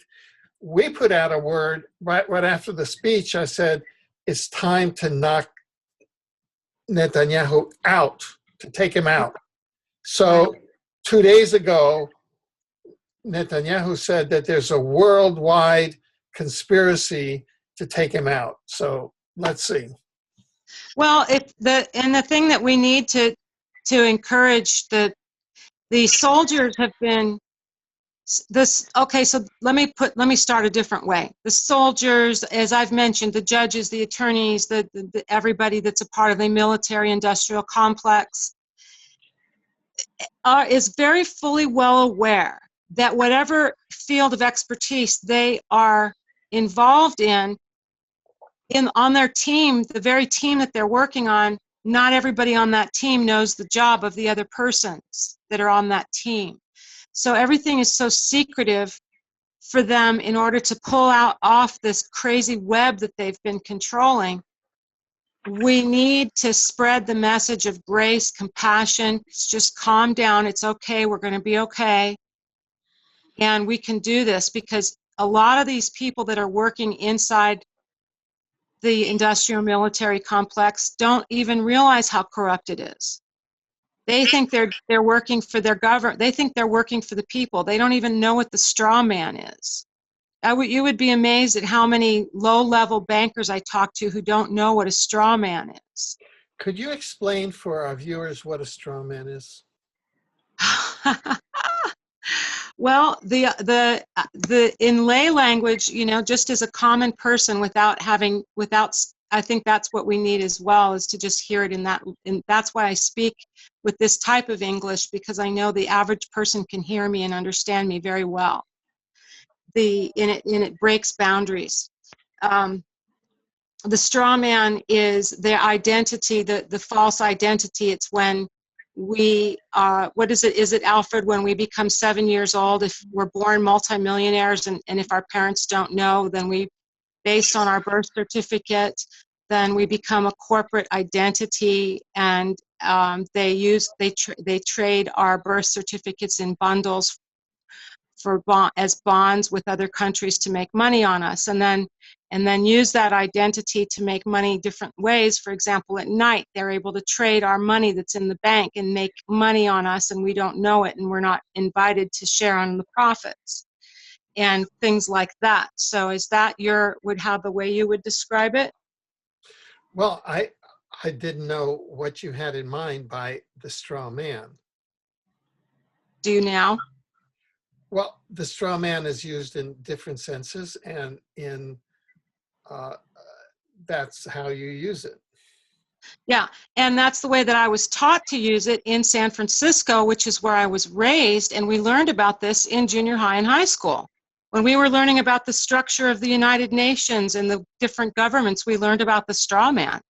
And when I went around the country growing up and leaving San Francisco, 30 years later, I land all over the country, and if anybody is able to talk about it, they're generally real renegades, and other people are afraid to talk about it. And actually 2 years ago, I opened a bank account with a small local bank, and I said, what's going on? The straw man's not here. My name's not in caps. What's happening? And they said, well, that's over with. I said, are you serious? We've actually come to the other side. And so actually when I signed my rental agreement, there was no more caps. Everything was gone in the caps. I mean, there's definitely changes that are taking place. So I'm excited about this, and the changes are coming behind the scenes. It's just that we need to get everybody on board. If everybody would say to their boss at one time, well, gosh, you know, we now know that the IRS is corrupt. What are we going to do? Well, can we just peacefully come together and stop paying them? We don't owe them anything legally. They can't do anything. It's all games. Can we please not? Can we just start contacting our families and schools and neighbors and say, look, we're not going to vote. This is an illegal system. Can we go to the mayor and say, we don't, this is wrong. We have to change this. Can we do it without picket signs and fighting? We don't have all the answers right now, but, you know, we have to start having the conversation. Wendy? Yes. I want to add to what you're saying. A small percentage on the planet will actually do that. The rest of them will not do that. And that's why there are beings that are doing other things, because most of humanity, whatever is left of the small percentage, if somebody else is doing it, then the job gets done. Then things actually do happen, because everybody is running around, as I've said and mentioned, looking for a savior.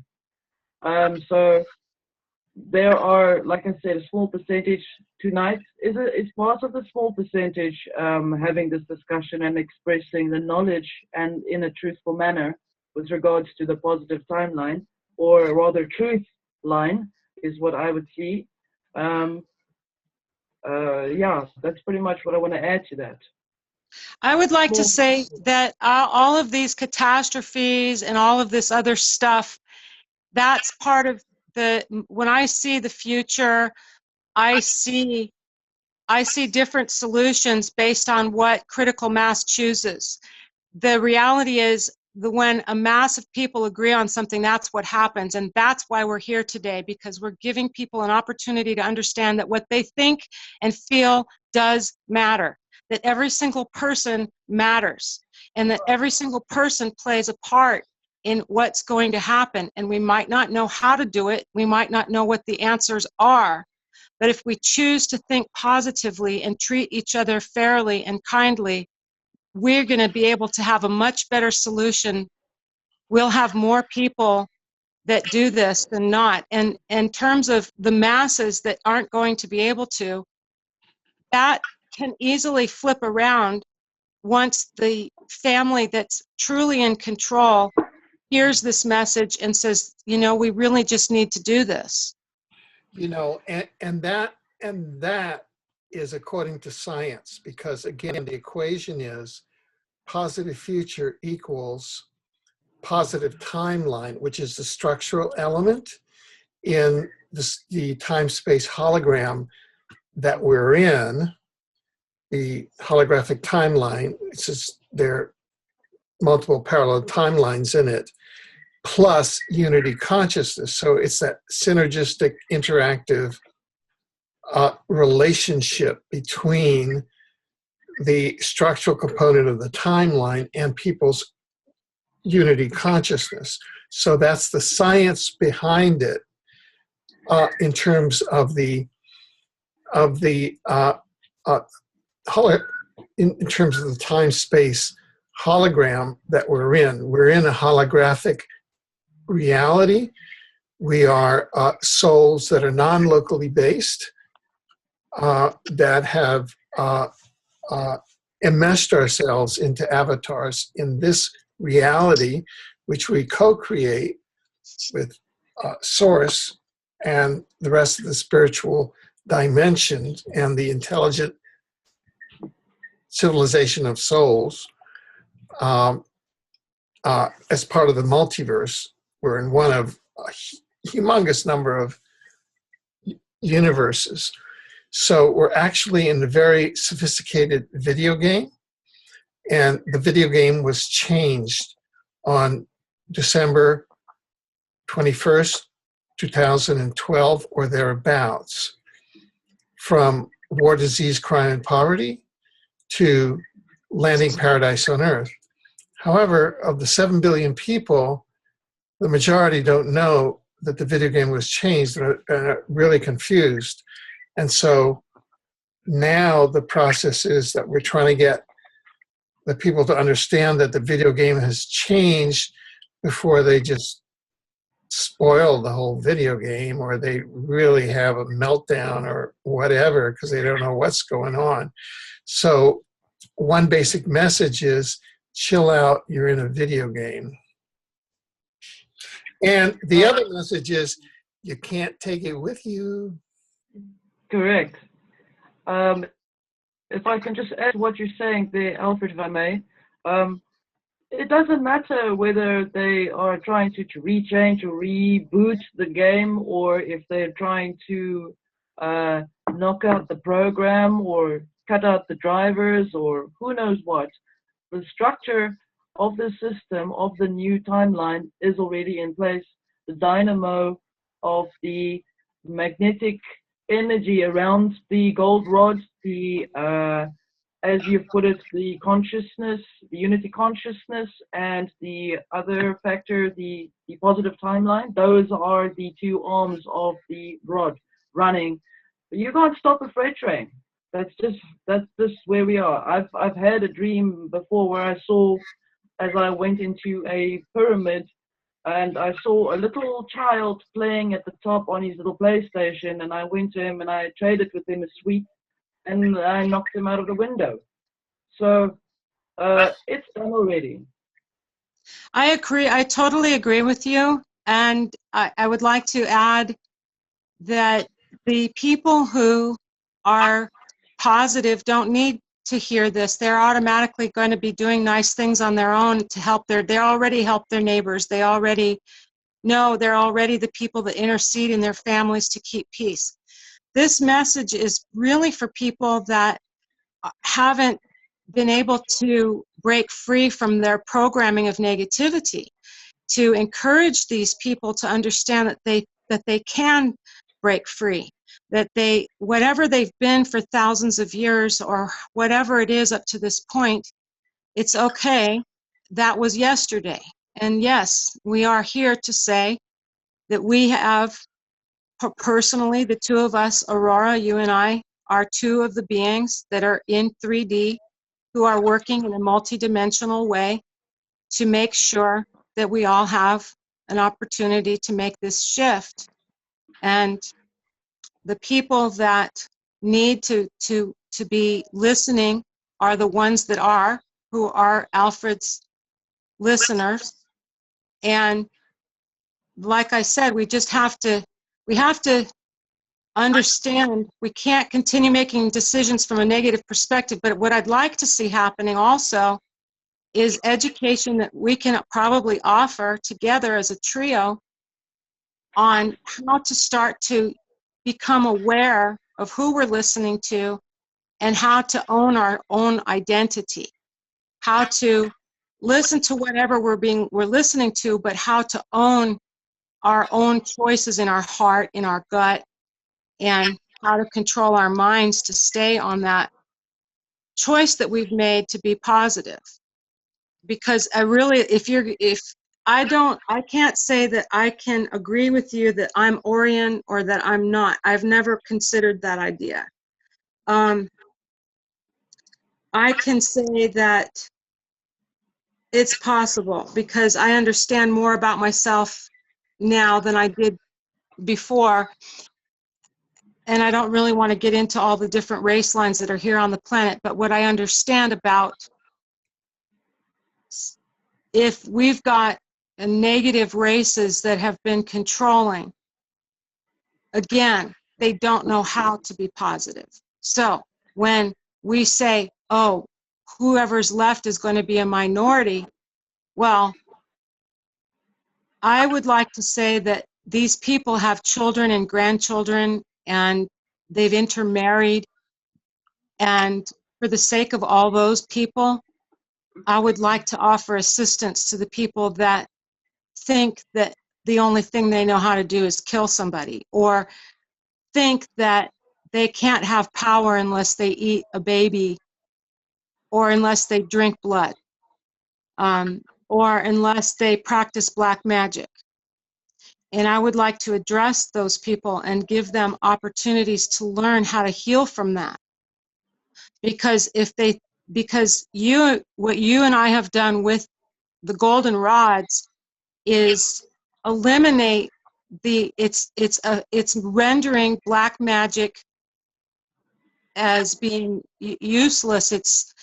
It stopped the black magic, you see. So even the witches, the people that practice divination, the people that practice dowsing, the people that practice alchemy, these people need to hear this message, and they need to understand that we have to wake up, because the geometry that they call sacred, for example, that's the grid geometry that created the grid that is connected to the mind control. We have to start to learn about how powerful our thinking is and understand how to use that thinking. There are so many things that we need to unravel, or maybe even just step out of. We think that we can overcome the beast, for example, the matrix. We can't. What we can do is learn what it is. What we can do is disable it for ourselves. We can step out of it for ourselves. But what we have to understand is that the technology of the matrix was designed so that when you peel off a scale, that would be one program, 10 more come up and fly at you. So it's very difficult to get out of these programs. That's why I say, if we can find some sort of a system together where these people that have been responsible for the GMOs, the chemtrails, the illicit political behaviors, all these things that are harming the planet and humanity, can we get these people into a facility? Either they get an island that's a resort, or they get individual facilities. I mean, we've got so many of them. There's thousands in every city that are part of the darkness of the system. What do we do with these people? Yeah, I don't think, yeah, I think that it's more complex than that. Well, the challenge is when you're dealing with a race line that doesn't know positivity, how do you teach it positivity when it doesn't know positivity? So the only thing you can do is negotiate a deal. No, but there's, you see, there's other factors. One of the phenomena that we're dealing with is that the planet is not stationary. Right Right. now, we're involved in a process called density frequency ascension. And Right. that is that the vibrational frequency of the universe itself, because around December 21st, 2012, what occurred is that the interdimensional portal at the core of our universe began to broadcast permanently waves of unity consciousness. So we are one, so that it's the entire universe that is going through this shift. And that is mediated through the galaxies, through the galactic black hole, through the solar systems, down in through our minds, and that is mediated also and responsible for the shift in the timelines, i.e., it's an entire systemic shift. Right. And I've noticed what's happening to a lot of the people that I know who are just plain dark and don't want to believe it or don't want to know it. They're actually physically dying. Yeah. So that the if you trace it back, we have some of the people that we work with have studied, like if you go back beyond the Jesuits, beyond Babylon, you find out that they are these bloodlines, the Iranian bloodlines, et cetera, et cetera, et cetera. And if those who can't adapt to these increased frequencies are deconstructed. Right. No, I totally agree with that. I do agree with that. That's why I'm saying that there's no war. There's no more war. Yeah, but it's not a war. It's not our place to fix people. And what I hear you saying is that we have to fix people. And okay, well, let me take that what you're saying and say thank you for saying that, because let me clarify what my intention is here. It's not that I'm trying to fix them. This is my intention. My intention is to help them understand that they don't have any more choices. This has already been done. We've left, and they know that. They know that, and that's why they're all freaked out. So what we have to do right now is figure out how to go forward. And we certainly can't just let them continue doing what they're doing without saying something. So if we are going to say something, then we should also offer some support. Now, what does that mean? I don't think that they should be allowed to continue running fake governments and controlling people and doing chemtrails and Monsanto and all of that. We haven't gotten to our other 10 points. Okay, go forward, please. I want to hear everything. We have all kinds of, there's a thing called restorative justice. And in retributive justice, that's the eye for the eye, and cut their heads off, hang them high.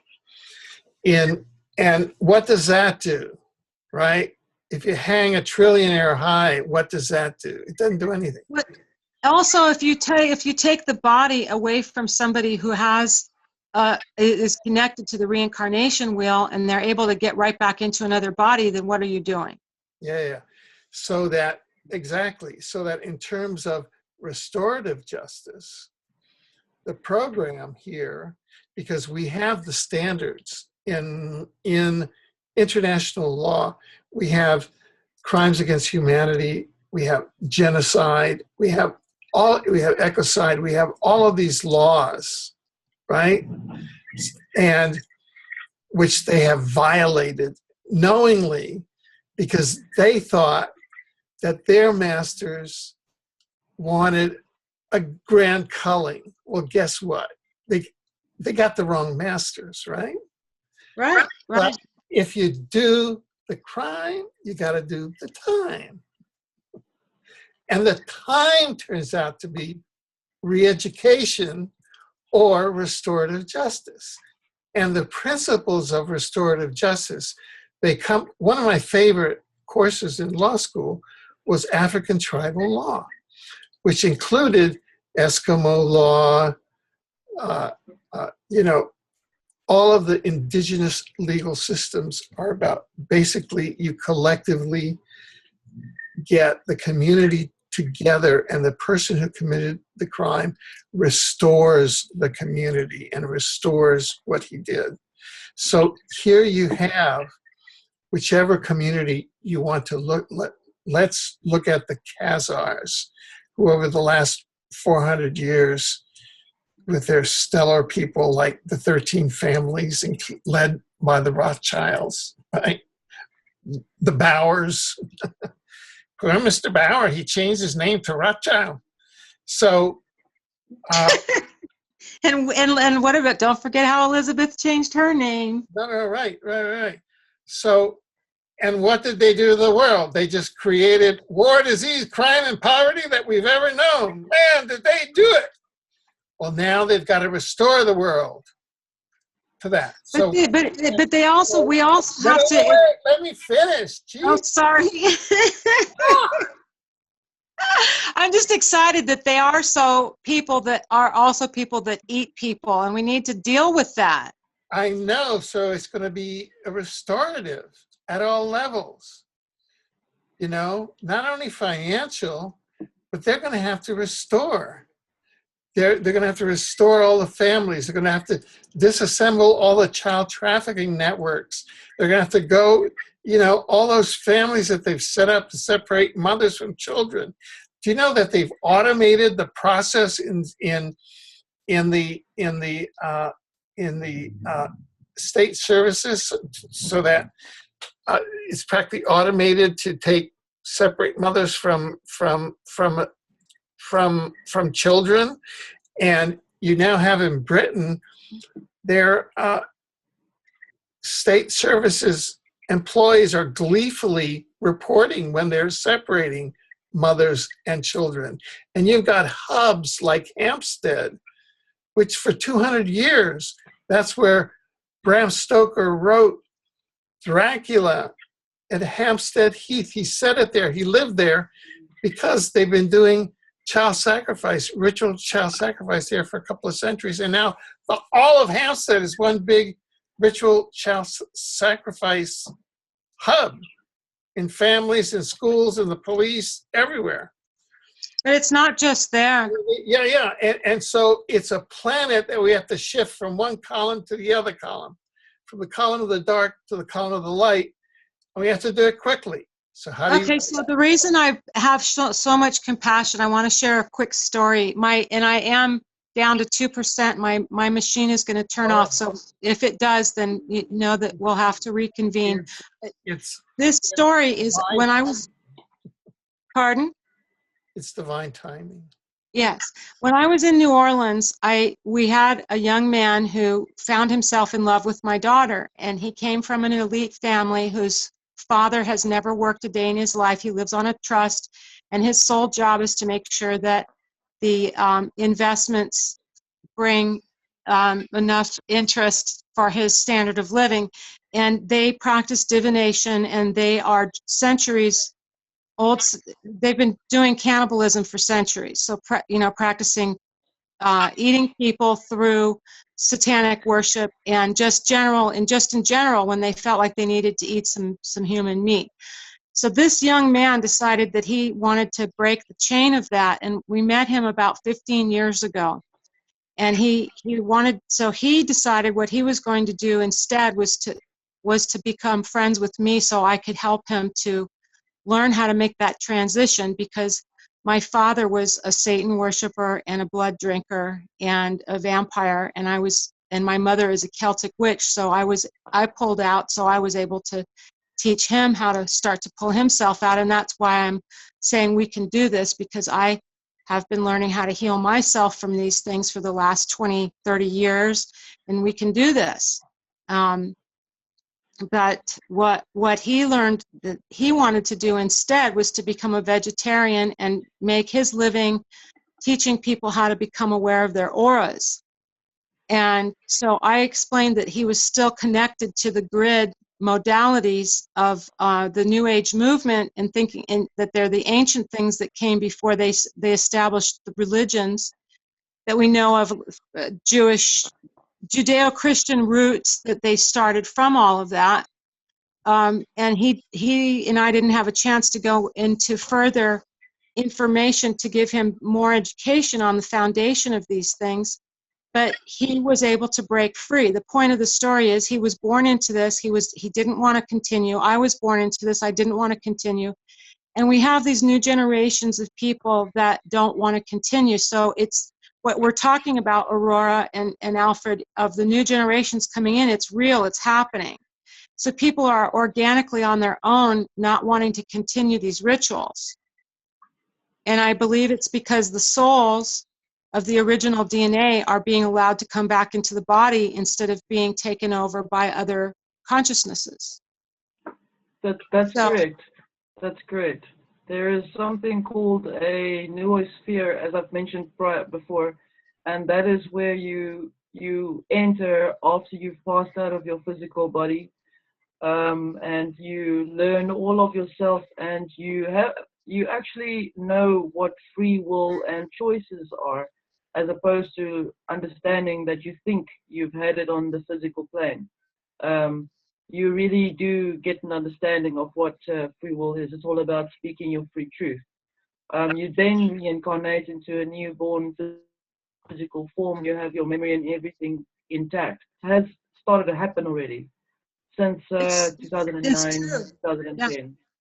Yeah, and I'm finding myself, as I'm willing to come forward, just in the time that I've been speaking with Alfred, I've been able to get so much more awakening into who I am and what I'm doing. It's been, and I'm certain that it's because I chose to come forward and allow myself to speak, because the things that we're talking about are scary things for some people, and we need to stop being afraid and just love each other right now. So, but because of my experience and this gentleman's experience that I just mentioned, I'm so filled with compassion, because these people have family members that want to make the change, and we need the support to do that from our family members that don't know how, or are afraid, or can't do it.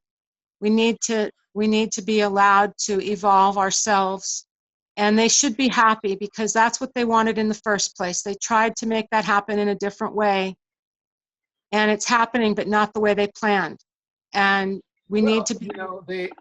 That's to a certain extent. For example, I think that it was within the last month to 6 weeks, all of the Rockefeller heirs voted to, and they came out publicly and were photographed as such, they voted to divest themselves of all petroleum interests. And that's the person who helped found the petroleum nuclear nightmare that we've been living for the past 130 years or more. Right, and a lot of the Rockefeller children have been coming forward for the last 10 years in so many different ways, coming forward as individuals, just saying, no, I want to change my name. I don't want to be connected to the trust. I don't want to have anything to do with this. Yeah, and so that there were just very specific kind of wrongdoers, the original John D., then you've got David, you've got Nelson, these kind of souls that come in to do these darker things. But I'm trying to get this back up to the planetary, to the planetary level, outside of American society, let's start talking about other places. I mean, we've got the BRICS countries. We've got, they're in South Africa's part of BRICS. Russia, China's quarter of the planet. I mean, Israel is that minority. Netanyahu, who was behind the 9/11 false flag, and who ran the war on terror, which has gotten us into a rut since 2001, almost tried to start an ecocidal World War III, which a number of us have been involved in, deflecting him. Right.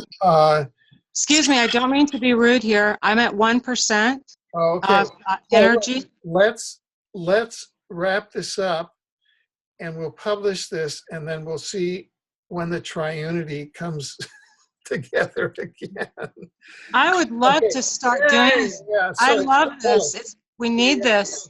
Since you're at 1%, give us your offering, your words for our audience and for the world. I love you.